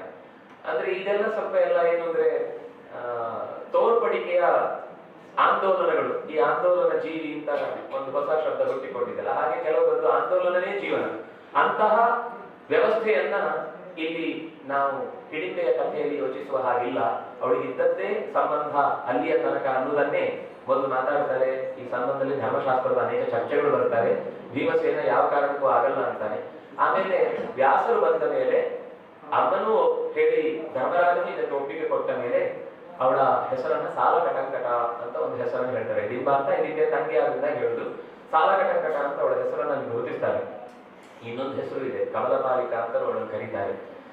ತುಂಬಾ ಹೆಸರು, ಕುರುಫ್ ಕುರುಫ್ ಕುರುಫ್ ತುಂಬಾ ಇದೆ. ಮೂಲದ ಸ್ವರ್ಗಶ್ರೀ. ಕೊನೆಗೆ ಅವ್ರು ಹೇಳ್ತಾರೆ, ನಿನಗೆ ಸಂತತಿ ಪಡೆಯುವ ತನಕ ಭೀಮಸೇನ ಜೊತೆಗೆ ಇರಬೇಕು, ಆಮೇಲೆ ನಾವು ಮತ್ತೆ ನಮ್ಮ ರಾಜ್ಯಕ್ಕೆ ಹೋಗ್ಬೇಕಾಗುತ್ತೆ, ಅಲ್ಲೆಲ್ಲ ನೀನನ್ನು ಕರ್ಕೊಂಡು ಹೋಗ್ಲಿಕ್ಕೆ ಸರಿ, ಇಲ್ಲೆಲ್ಲ ನಾನು ಕಾಡಿನಲ್ಲೇ ಇರ್ಬೇಕಾದವಳು, ಆದ್ರೆ ಅಲ್ಲಿಯ ತನಕ ನಿಮ್ಮ ಜೊತೆಗೆ ನಾನು ಬಾಳು ನಡೆಸಲಿಕ್ಕೆ ಅವಕಾಶ ಕೊಡಿ ಅಂತ ಹೇಳಿ ರಾತ್ರಿಯ ಒಳಗೆ ಬೆಳಿಗ್ಗೆ ಕರ್ಕೊಂಡು ಹೋದ್ರು. ರಾತ್ರಿಯ ಒಳಗೆ ಭೀಮಸೇನ ನಮ್ಮ ಜೊತೆಗೆ ಇರ್ಬೇಕು, ಯಾಕಂದ್ರೆ ರಾತ್ರಿ ನಮ್ಮ ಸುತ್ತ ಇರ್ಲಿಕ್ಕೆ ಅವನ ಜೊತೆಗೆ ನಾವು ಬಯಸ್ತೇವೆ. ಅದರಿಂದಾಗಿ ಇಷ್ಟು ಹೇಳಿ ಪಾಂಡವರೆಲ್ಲರಿಗೂ ಸಹಾಯ ಮಾಡಿ 6 ತಿಂಗಳ ಜೊತೆಗಿದ್ದು ಆ ಸದ್ಯೋಗರ್ಭವೆನಿಸಿ ಅನೇಕ ಊರುಗಳಿಗೆ ತಿರುಗ್ತಾರೆ. ಕೊನೆಗೆ ಅಲ್ಲಿ ಒಬ್ಬ ಹುಟ್ಟುತ್ತಲೇ ಬೋಳು ತಲೆಯಾದವನು, ಹುಟ್ಟಿ ಕಣ್ಣು ಬಿಟ್ಟು ಅಳುತ್ತಲೇ ನೆಟ್ಟಗಿನ ಕೂದಲು ಹುಟ್ಟಿದವನಾಗಿ ಘಟ ಮನೆ ಉತ್ಕಚ. ಘಟ ಅಂದ್ರೆ ಮಡಿಕೆ, ಮೊದಲು ಮಡಿಕೆ ಹಾಕಿ ತಲೆ ಇರುತ್ತೆ, ಸ್ವಲ್ಪ ಹೊತ್ತಿಗೆ ತಲೆ ಎಲ್ಲ ಕರೆಂಟ್ ಶಾಕ್ ಹೊಡೆದ ಹಾವೆಲ್ಸ್ ತರ ಓಡೋಡಿ ಬರುತ್ತೆ ಕೂದಲು, ಆಗ ಅವನನ್ನು ಘಟೋತ್ಕಚ ಅಂತಾನೆ ಕರೀತಾರೆ.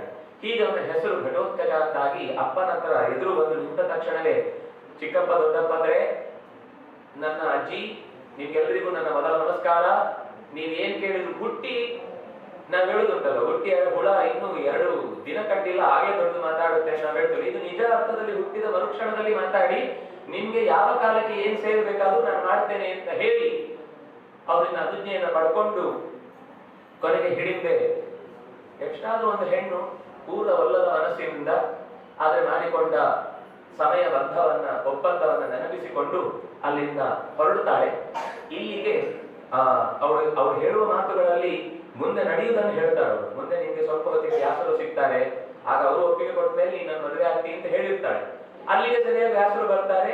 ಅವರು ಒಪ್ಪಿಗೆ ಕೊಟ್ಟ ನಂತರ ಮುಂದೆ ಶಾಲಿಹೋತ್ರ ಅಂತ ಒಂದು ನದಿ ಹತ್ರ ಹೋಗಿ ತಮ್ಮ ಆಯಾಸವನ್ನೆಲ್ಲ ಕಳ್ಕೊಂಡು ಅಲ್ಲಿಂದ ಮುಂದೆ ವ್ಯಾಸರ ಆದೇಶದಂತೆ ಏಕಚಕ್ರ ನಗರದೆಡೆಗೆ ಸಾಕ್ತಾರೆ ಅನ್ನುವಲ್ಲಿಗೆ ಇವತ್ತಿನ ಈ ಚಿಂತನೆಯನ್ನ ಮುಗಿಸೋಣ. ಅಂತೂ ಭೀಮಸೇನನ ಕಥೆಯನ್ನು ನಾವು ಎಷ್ಟು ಬಿಡಿಸಿ ಕೇಳಿದ್ರು ಅದು ಮುಗಿಯದ ಕಥೆ.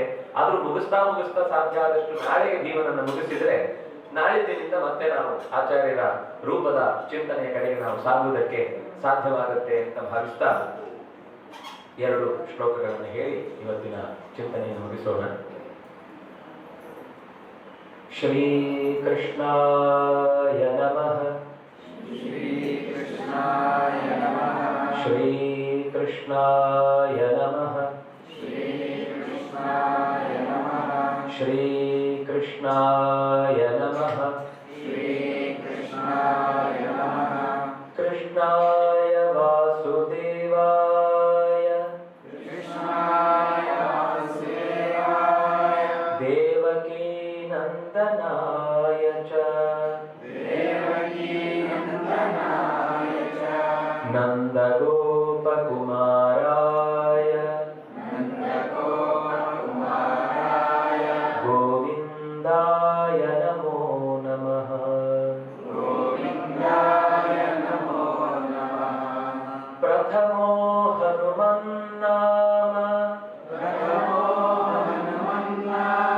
ದ್ವಿತೀಯೋ ಭೀಮ ಏವ ಚ. ದ್ವಿತೀಯೋ ಭೀಮ ಏವ ಚ. ಪೂರ್ಣ ಪ್ರಜ್ಞಸ್ತೃತೀಯಸ್ತು. ಪೂರ್ಣ ಪ್ರಜ್ಞಸ್ತೃತೀಯಸ್ತು. ಭಗವತ್ ಕಾರ್ಯ ಸಾಧಕಃ. ಭಗವತ್ ಕಾರ್ಯ ಸಾಧಕಃ. ಹರೇ ರಾಮ ರಾಮ ರಾಮ ಹರೇ ಹರೇ. ಹರೇ ರಾಮ ರಾಮ ರಾಮ ಹರೇ ಹರೇ. ಹರೇ ಕೃಷ್ಣ ಕೃಷ್ಣ ಕೃಷ್ಣ ಹರೇ ಹರೇ. ಹರೇ ಕೃಷ್ಣ ಕೃಷ್ಣ ಕೃಷ್ಣ ಹರೇ ಹರೇ. ಹರೇ ರಾಮ ರಾಮ ರಾಮ ಹರೇ ಹರೇ.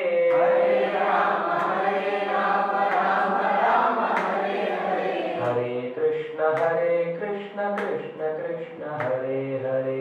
ಹರೇ ಕೃಷ್ಣ ಕೃಷ್ಣ ಕೃಷ್ಣ ಹರೇ ಹರೇ. ಕೃಷ್ಣ ಕೃಷ್ಣ ಹರೇ ಹರೇ.